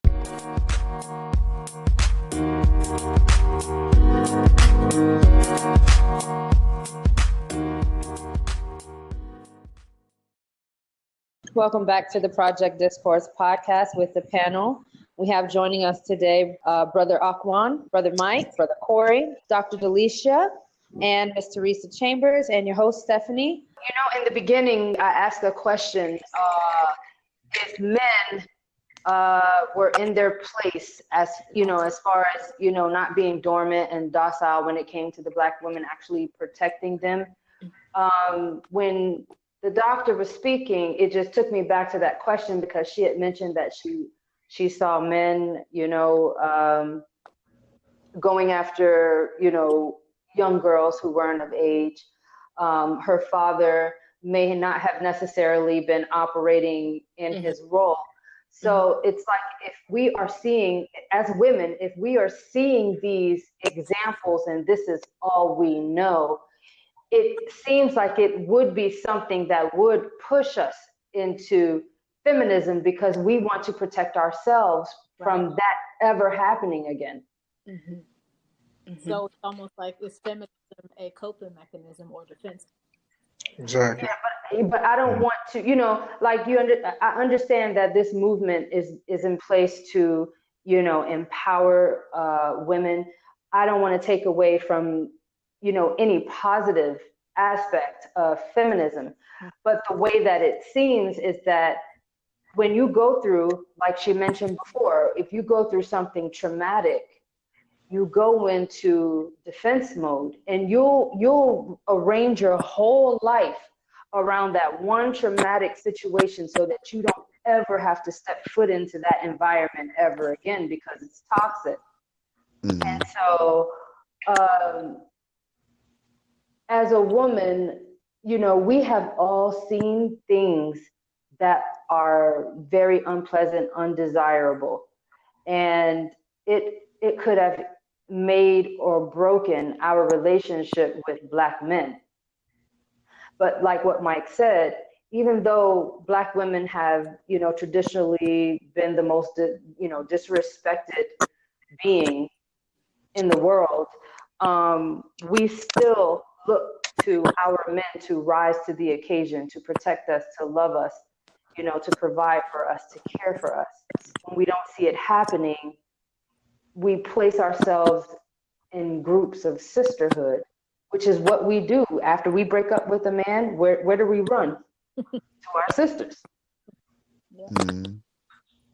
So I'm trying to figure out how the feminist ideologies and how they can fit somehow into the Black family. Because if we can acknowledge that there may be some positive things in feminism, maybe we can start at that point. And maybe if the feminists could acknowledge that there are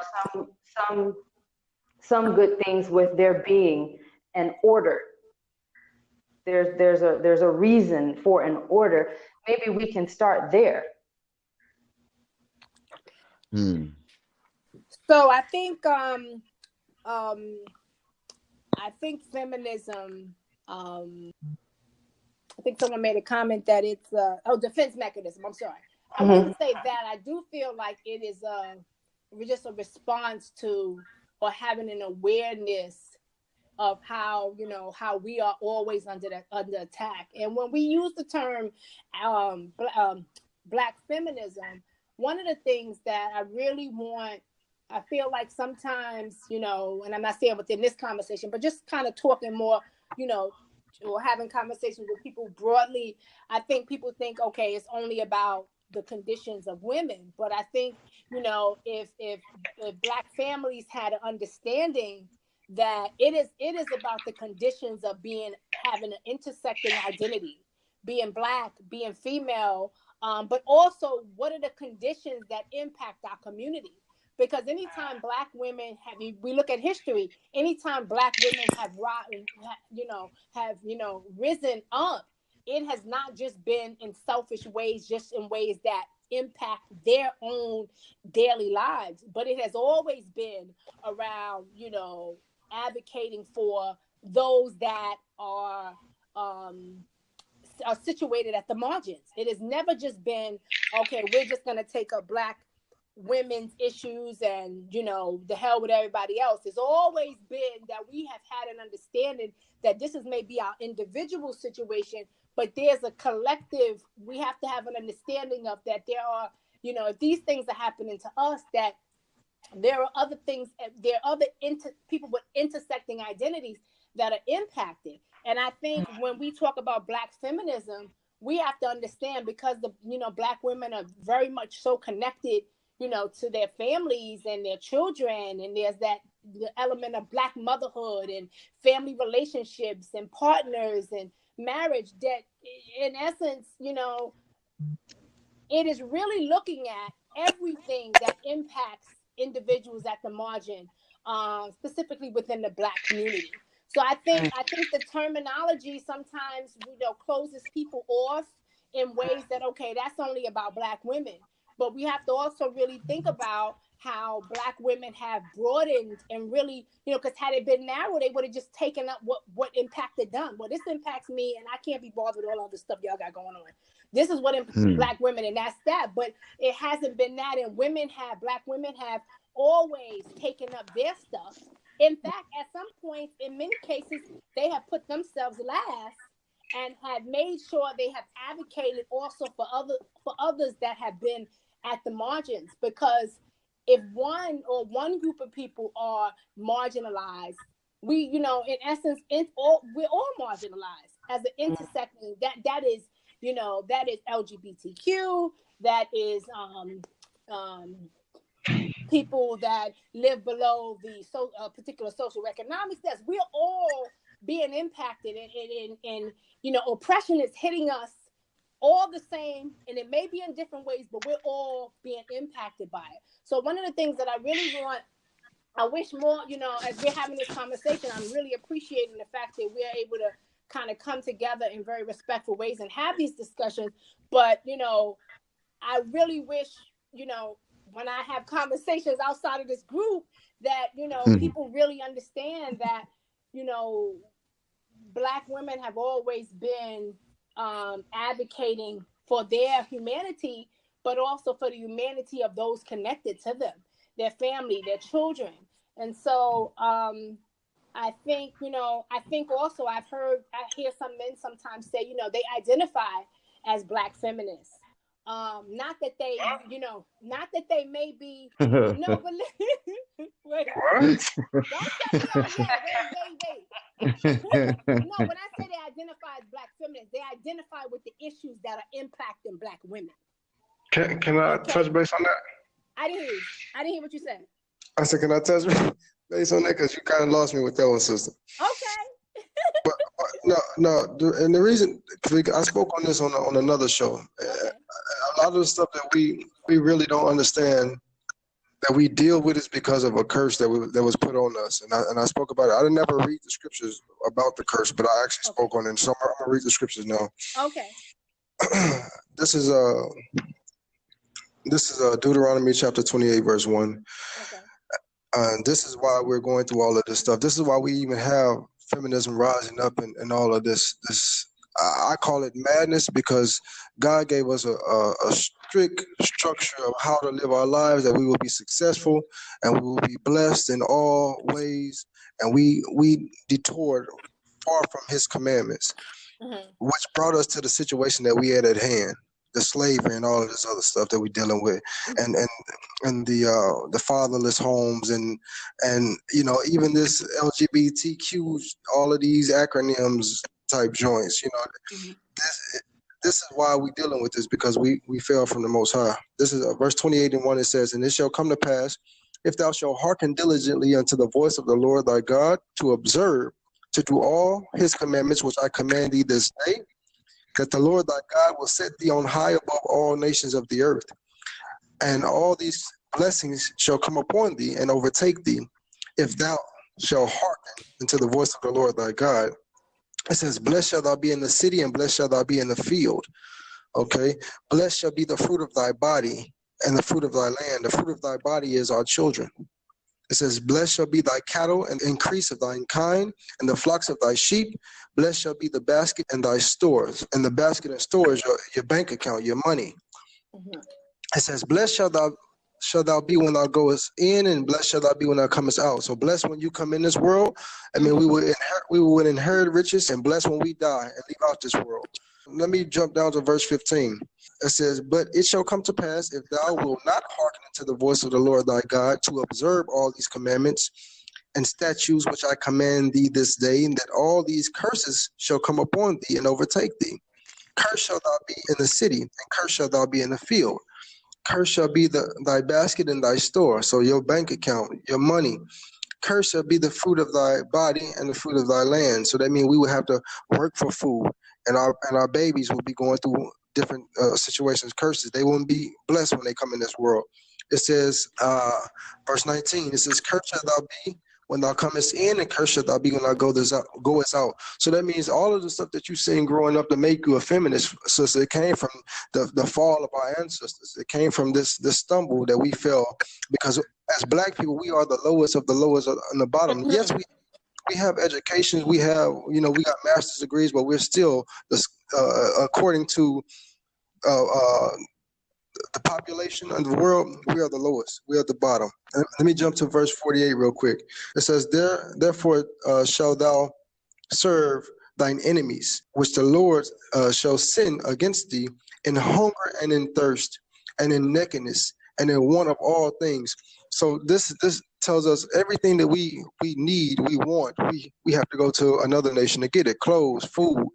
We don't own no Walmarts, no Kmarts, no Targets, none of this. It says, and he shall put a yoke of iron upon thy neck until thou have been destroyed. So that yoke of iron was that slave master, that chain that we had on our necks when we was coming on them slave ships.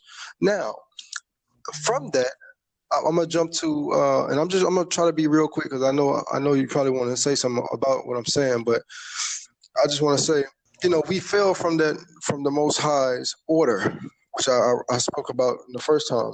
God gave us an order. It's God, Christ, then the man, then the woman. You know what I'm saying? And from the beginning, like I spoke about earlier, Eve put herself at a different level because she had disobeyed, and she got Adam to disobey. But if we would have stayed in that order, like it says right here, it says, I know we all know this scripture, and this is the scripture that usually gets the feminists jumping for joy and making them want to rebel and go run amok. As it says, this is Ephesians 5:22. It says, "Wives, submit yourself unto your own husband, as unto the Lord." This is 1 Peter's 3:6. It says, "And even Sarah obeyed Abraham's, calling him Lord, whose daughters ye are."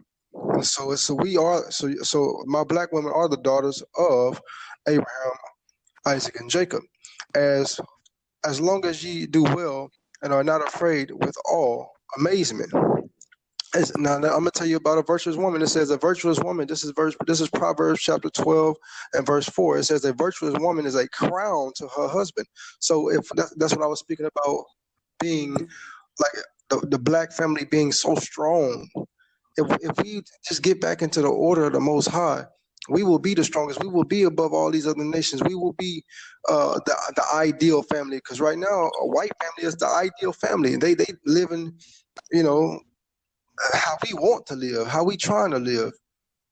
And they the one who basically bringing all this feminism type stuff up. Because as I was doing the research for this journal, I'm like, hold up, if women who was into witchcraft, so basically they were Satanists, they started this joint back in the 1700s, and we just picked it up, along the way. So we changed it, and we just threw black on it to make it sound real good. And we gonna yes, we liberating the black sisters. We making sure we do our thing. But if you actually look at it, the black woman has always been the queen. You know what I'm saying? Even if you go before Egypt, the black sister was a queen. Sarah was a queen.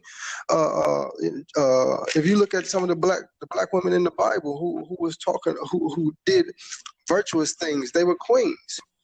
You know what I'm saying? If you go to Egypt, if you see all these different queens that they had in Egypt, you know what I'm saying? But they was in order as well. So if we go, huh? Go ahead, brother. I thought you had paused. Go ahead. I'll let somebody jump in. I got some more, but I'll save it. I was just asking if Dr. Green wanted to chime in. I mistook your pause as you ending your comment, so my bad. Go ahead. So no, I was saying that when I mentioned that some men identify as a feminist, it does not. When I say that, it means that they understand and they are working towards, the ways in which we are, the ways in which Black women are being oppressed. So that's when I mentioned Black men identifying with feminism, they're identifying with the ideologies that, they're identifying with the ideologies and have an understanding that there are systems at play designed to oppress not only Black women, but to also oppress anyone situated at situated within an intersecting identity. So that's what I wanted to say. Yeah. Okay.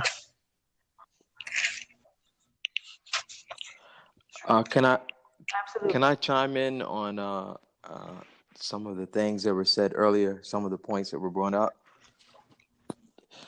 Yeah, the doctor said something very interesting earlier in that she said when it comes down to what's breaking apart the Black family, we need to look at some of the, how do I put it, mental illnesses, as if you will, like some of the things that we need to heal from, some of the things that we deal with as a result of slavery, single parent households, abuse, things of those natures.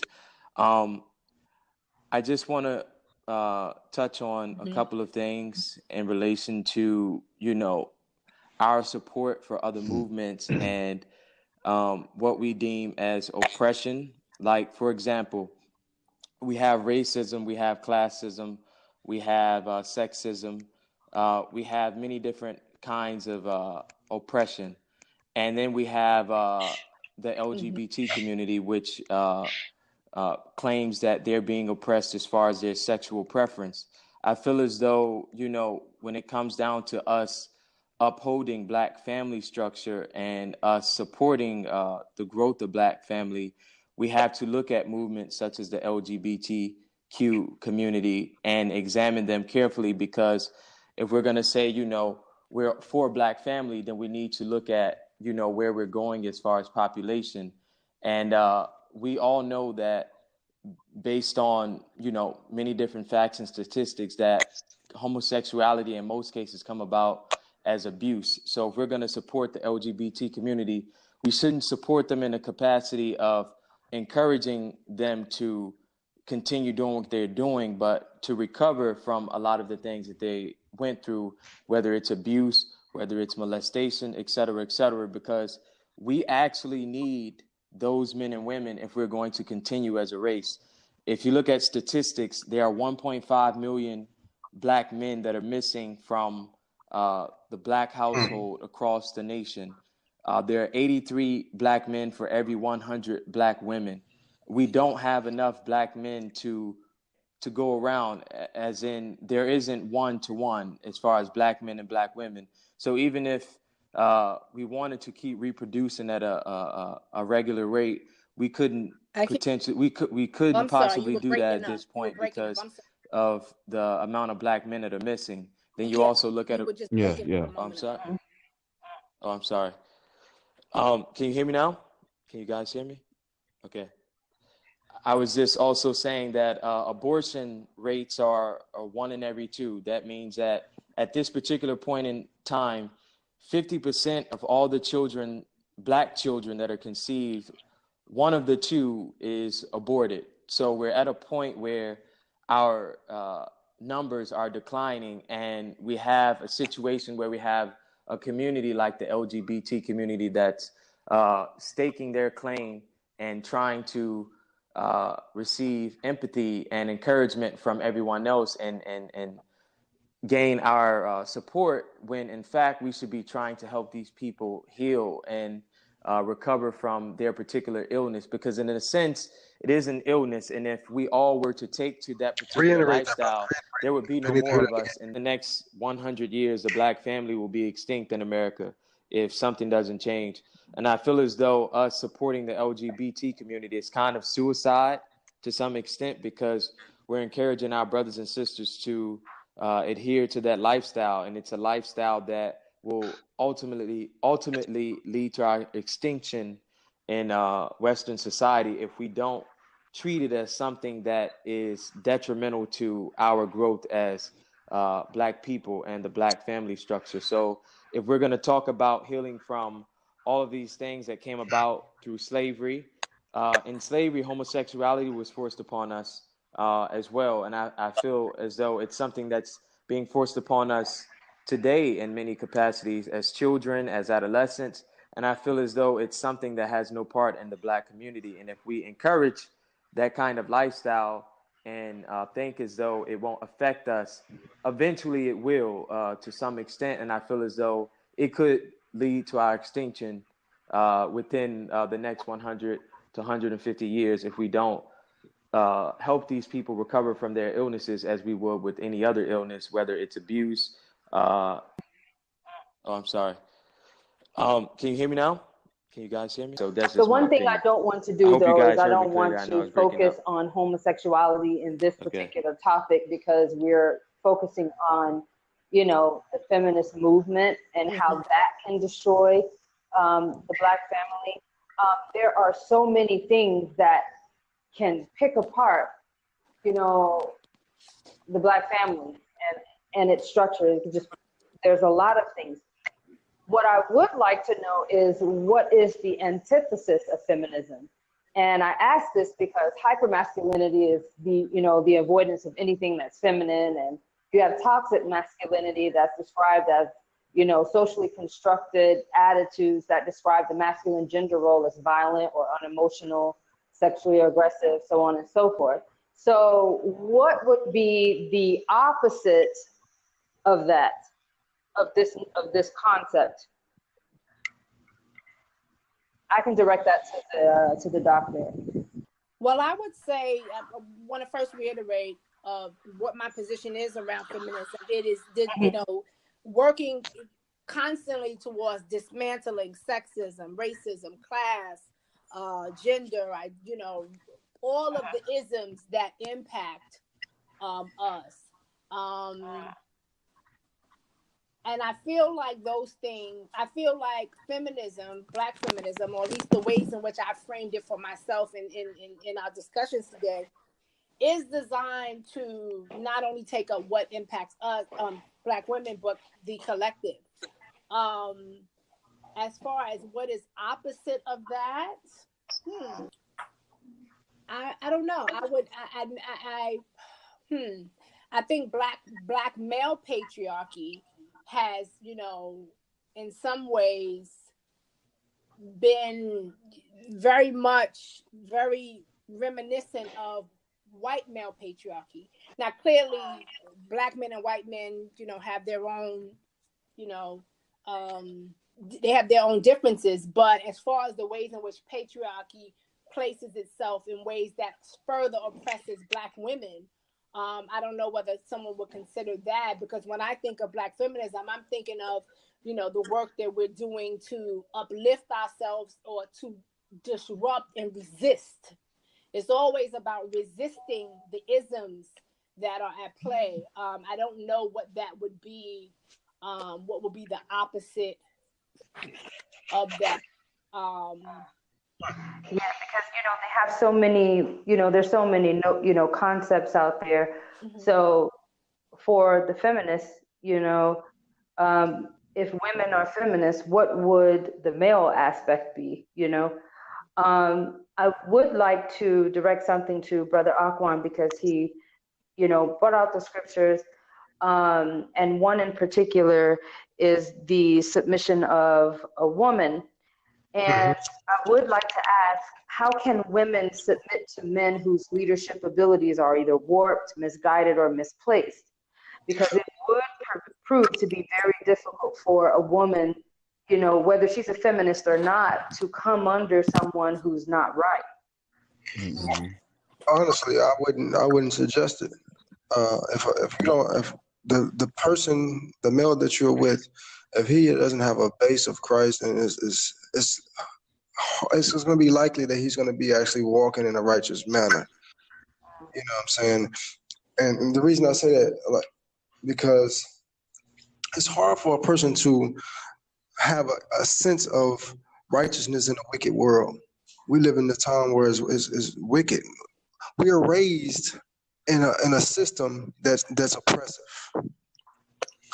And out of the system, we've been spoiled, we've been beaten, we've been put down, we've been kicked down, we've been in broken homes. So we really don't know how to, you know, have a successful relationship. And the only way you could actually have one and do it righteously is by the word of God, because it keeps you in line with God's order, and it keeps you in line with righteousness, and it pricks your heart. So if a woman wants to submit herself to a man, and she have to be submit herself to a righteous man who's trying to follow Christ. That's the only way it's gonna work. Yeah. And Brother Corey, would you agree that a woman who's empowered and voices her opinions, do you think that can be an actual help to the family? Because, you know, when it comes to building a family, you do have to have a strong woman. You can't build your foundation on the back of a weak woman. I feel as though in a family structure, the opinion of the man and the woman matters. I feel as though, you know, the man will see things that a woman may not see, and a woman may see things that a man may not see. And I think that together it provides a clear perspective of what they both need as a family unit to go forward. And I feel as though a man likes to have a strong woman by his side, just as a woman wants to have a strong man by her side. I feel as though they both would support one another, and they both would actually complement one another. And I feel as though as long as it's a situation where the roles of each aren't conflicted or confused, and they could work together as a family unit without And hindrance, Brother Mike, in I feel as accordance though with that there's question, no would problem it with not that. take So a strong, that's just my perspective. powerful, and educated Black woman to raise strong, powerful, and educated Black men? I mean, shouldn't we take into consideration that women, whether they're in single parent or two-parent households, are the main influence over the children? So they would need to have a certain level of strength. Well, I think that the last part that you said is pretty interesting to me, just with regard to how we view overall the nature of who does what, and what our role is to that extent within the family. I look at it more so as a unit, and there are things that we should all be responsible for, but also at the same time, like we always talked about, you know, the village, taking care of the village and all of that, but like that should have come from a within thing, to where we're taking care of one another within our own units first, in order for us to be able to give that same type of effect and feeling to the community of it in itself. If one is down, you pick the other up. You know, it's just kind of one of those things where it's supposed to work in accordance and in balance. And unless you are dealing with dragging a person, carrying a person, being totally responsible and accountable for not just any losses that may occur in a relationship or in a partnership, but in a win, you know, even, you know, that's something totally different, and that would lead to, you know, obviously the feelings of resentment or things of that nature, to where, you know, you feel like somebody's not carrying their load.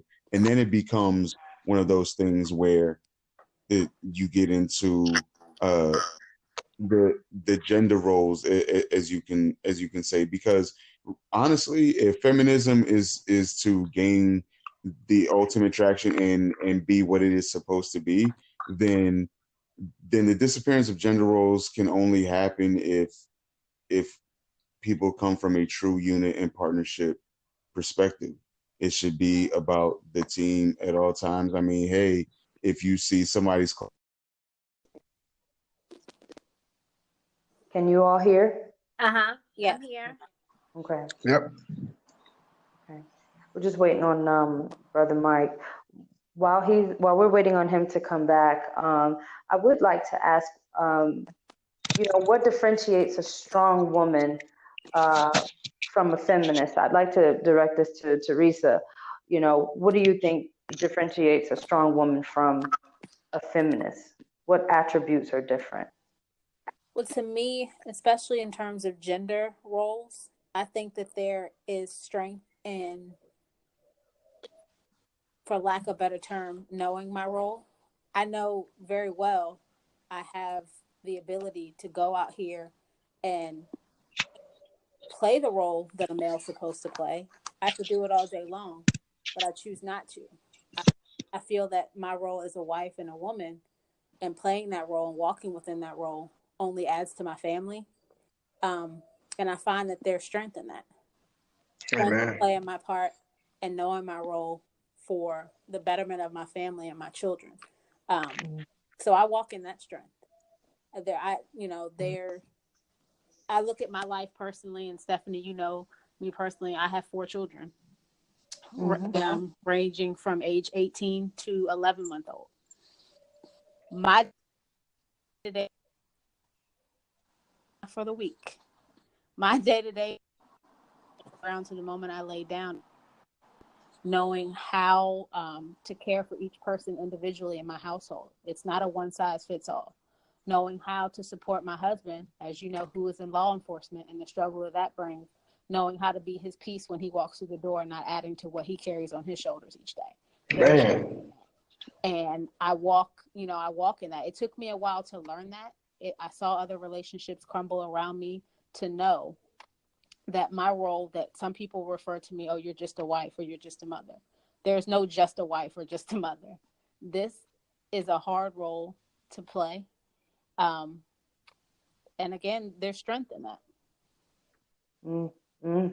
I agree. Definitely. So the main question of, the hour or two is, okay, so when it comes to Black men and his woman, how can we come on one accord? Feminism aside, how can we come on one accord to heal? And Mike has rejoined us. Welcome back, Mike.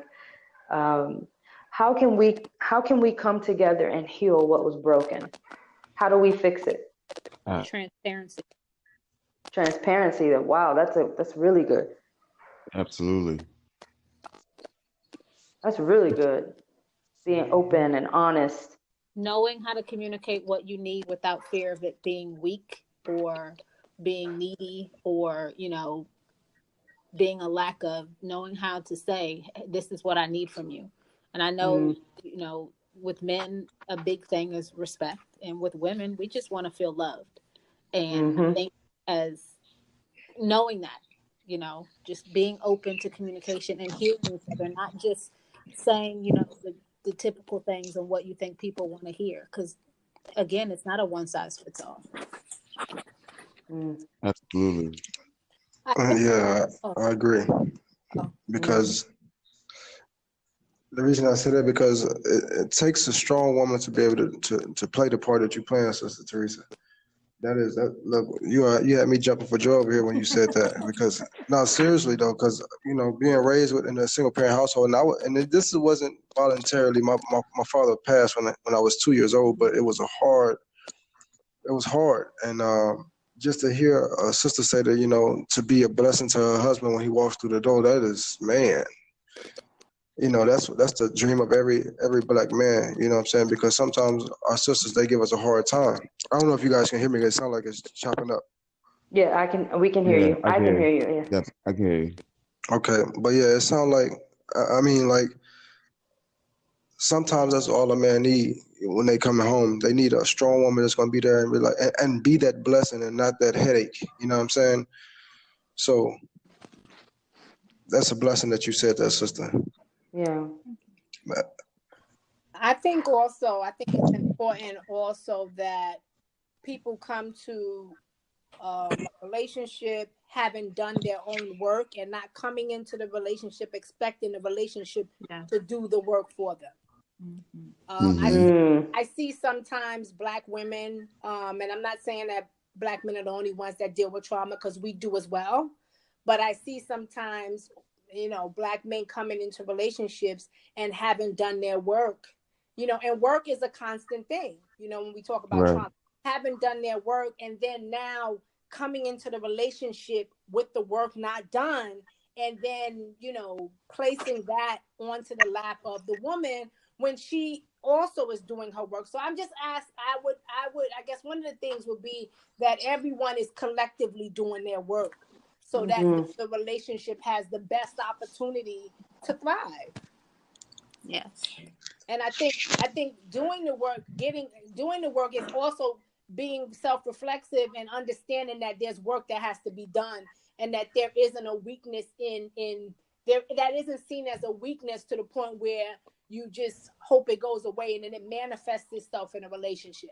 So, you know, I think that's important, that the work, you know, that it doesn't fall upon the woman to do the work because she's doing her work, and then now, you know, if the partner comes into the relationship, or vice versa, the partner comes into the relationship and thinks like, hey, I'm not going to do it's going to all begin to manifest itself. And I think that it doesn't give the relationship or the courting process, it doesn't give it the opportunity to thrive. So I think that's important, that everyone comes having done or having in the beginning haven't started their process of doing their individual work.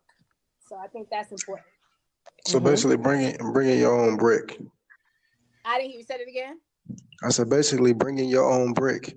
Yeah, but I think, and also I feel like if there's work I have to do, because there has been work I've needed to do in the past, that I don't come in a relationship, you know, not doing that work and then expecting someone else to do that work. So I think there are things that a relationship or a marriage can certainly, you could be on a journey together emotionally. But I think if there are things from your childhood or things that make it where you have walls that make it hard for you to be viable in a relationship, I think those things need to be, you know, you got to get at those things to give a relationship or courting or dating or whatever the best possible opportunity to thrive. And you, Brother Mike, what do you think could help bring us on one accord? It definitely starts from a communication and transparency standpoint.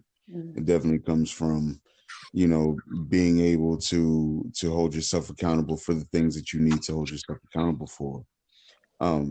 Also, at the same time, I do believe that we live in a world now where we're often told, you know, that we are responsible for everything, including how other people treat us. And while that's true in a sense of maybe when we allow them to treat us that way, it's not true in a sense of it doesn't mean that it doesn't have an effect on people and how we take that in, especially when it comes from a place or from a person that we are in a partnership with, that we say that we love, that we are supposed to be there for, and they're supposed to be there for us. Hurt feelings come into play, obviously, which breaks down communication. When two people decide to do something and certain things start to go wrong, you know, one person is panicking and nobody is saying, and the person isn't saying anything, and feelings are being held back, miscommunication. So there are plenty of things that we could do that would help us. But the one thing that we need to to focus more on is having that transparency, letting one another know what makes the other person tick. Speaking about, even things that went on in childhood, and granted, I'm not saying that these things are necessarily going to work and that those are going to contribute to a relationship being long lasting. But also at the same time, when people are just honest about who they are, which for me is kind of difficult to deal with in the society that we live in today. Yes, while I am online, I have a social media presence. I really don't like social media. It's just a necessary evil, if you will. Simply because I like personal interactions with people. I like to shake men's hands, and I like to look people in the eyes as maybe I'm picking their brain while they're saying something to me. So for me to be in a situation where it seems like everyone has an opinion into what is healthy, into what is not healthy. These things aid in people having a disconnect from those that we're supposed to be closest to and helping one another. While we have to do work for self, if we decide to take something on, that doesn't mean that we still become more about us, because there's a difference between being about ourselves and doing what's proper for us and then being selfish. And if you're going to be selfish, then you shouldn't be in a situation where you are in a relationship to begin with, so maybe it's about being smarter, and recognizing also when you're ready for a relationship and when you're not, so that, you can be an effective person without having the responsibility of trying to not necessarily be effective for someone else. But I mean, there's a certain responsibility when you say, hey, I'm going to give my heart to someone and I'm allowing you to give your heart to me. So, that's something that, I mean, obviously a lot of people don't probably consider, but I mean, at the same time, to avoid something to where we find ourselves in dead end places, we do definitely have to be transparent, and we have to be willing to continue to do the work, as prescribed for ourselves, while we're also working on building what we need to build for a long lasting partnership. Okay. Brother Akwan, and then I'll give Brother Corey the last word. Go ahead. Well, first, I think that we need to start treating each other like royalty, and showing much respect for each other to build that confidence in one another. Just the whole thing of this feminist thing. The topic was great, and I really enjoyed it. And it brought me a lot of clarity from how the sister said that she actually, the doctor said she actually looked at it. But because I looked at feminism as a whole, I didn't look at it as just black feminism. Because when I was doing my research on it, I looked at it as, this is what Satan was trying to do to tear down the family from the beginning. I'm going to read one scripture. It said, this is Isaiah chapter 3, verse 12. It says, I'm going to start at verse 11. It says, woe unto the wicked. It shall be ill with him, for the reward of his hands shall be given him. Verse 12, it says, as for my people, children are their oppressors, and women rule over them. O my people, they which lead thee cause thee to err, and destroy the way of the paths. So we're destroying ourselves for keeping this madness up. But I'm gonna tell you this. This is what the Most High said. This is Proverbs chapter 14, verse 1, and I'll end it with this. It says, every wise woman buildeth her house, but the foolish plucketh it down with her hands. Yes, indeed. Okay, Brother Corey, you can take the final word. Thank you. Sure. I just wanted to say that I feel as though black men and black women, the first thing we need to do is come on a unified front and decide which battles we're going to fight at once. I would say that, we need to decide what battle we want to fight first, what battle we want to fight following that battle, and so forth and so on. I feel as though we're fighting too many battles. And while we're fighting those battles, we're fighting ourselves and we're fighting one another. I feel as though there are too many conflicts going on for us to ever be successful. I don't think we will ever be 100% effective if we're fighting on so many different fronts, yet we're not unified. So I feel as though, we need to come together and see which issues we can fight for together that are common. And then once we've achieved a certain level of success, now we can focus on individual issues, because the things that are more important are the things that are common to both of us. If we can't get the things that are common to both of us solved, then the things that are relative to us as individuals will never get addressed. We may not even make it to that point. So I just feel as though we need to put our pride aside and we need to work with one another instead of against one another. That's just my perspective. So. Okay, thank you for that. Well, I've remained neutral the entire conversation. I purposely left out any opinion. I wanted you all to carry the podcast and just put your perspectives out there. But I will comment on this particular question. I do think in order for us to heal as Black men and Black women, if we want to continue to keep our families together, we have to go back to our first love, which is not ourselves, but we have to go back to Christ. We have to go back to those scriptures, because without the scriptures, nothing in this world can be done. It can be accomplished. We need the Most High. We need Christ. And if we're going to get anywhere, we have to start in the book. That's where we need to go. And with that said, I want to thank all of you for participating in this conversation. It was very blessed. I know that Satan crept in, tried to stop us from conversing on so many levels. My whole document got deleted. But when the Most High is doing a great work, it can't be stopped. And thank you all for being very patient with all of the technical difficulties and drops. And I hope to have all of you back on again, Dr. Green and Sister Teresa. I hope to have you both back on the show.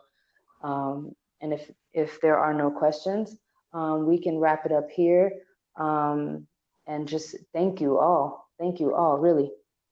And thank you for the invitation. I appreciate it. And thanks to you all for making me feel so welcome today. Thank you. Oh, no problem. No problem. Thank you all. Thank you. Thank you. Thank All you, right, guys. thanks, family. Thank you, guys. All righty. You guys have a blessed night. You too. Blessing. Okay. All right. Bye-bye. Peace. Peace out.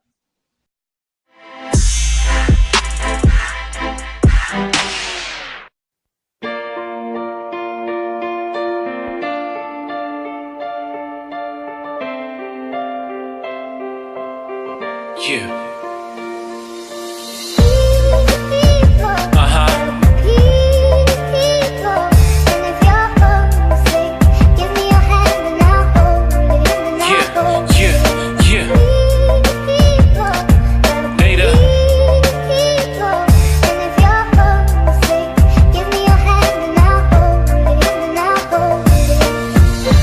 Show you a people, just take my hand. A people that was trodden down, taken from their land. Sold as a bondwoman, a bondman. A people brought back into Egypt once again. A people that is suffering from curses so real. And if you don't believe that, just check the back of your dollar bill. We the people with the grip on his brother's heel. So they brought us on ships with the intent to kill. Cause we the people of the prophecy. A people lost like hide and seek. A people numbered like the sand of the shining sea. A people on a trail of tears that stretches far back as the eyes can see.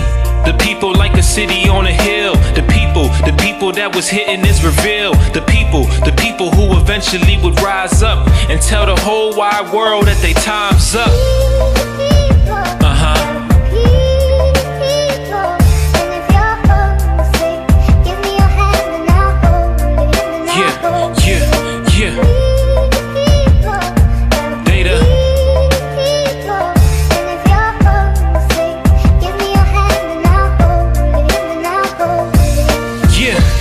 People of the promise, the prophethood is ours, not not Ishmael or Muhammad's. Our roots is in the Bible, it was never Islamic. The Arabs push it on us through slavery and violence. For hundreds of years, we've been suffering in silence. The people getting shot up by cops with the sirens. Dead bodies drop in the land that is spiritually Sodom. Now we trying to reach our God for asylum.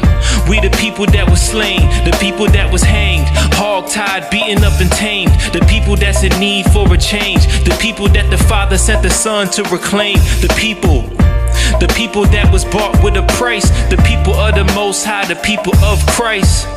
The people that was so damaged, but now we woke with the hope, singing Hosanna.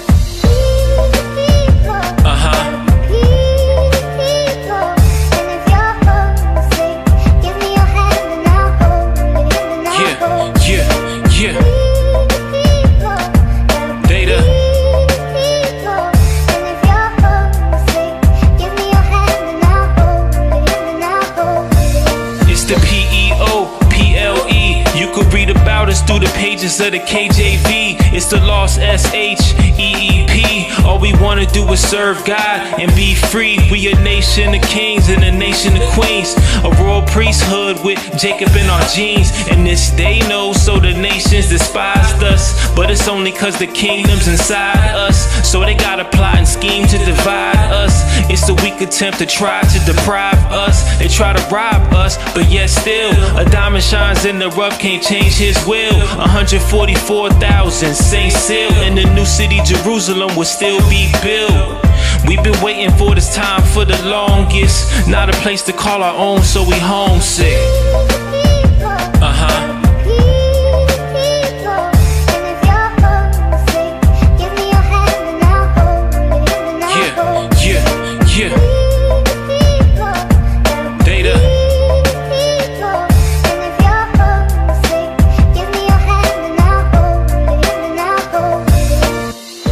Chronicles chapter 7 verse 14. If my people, which are called by my name, shall humble themselves and pray and seek my face and turn from their wicked ways, then will I hear from heaven and will forgive their sin and will heal their land.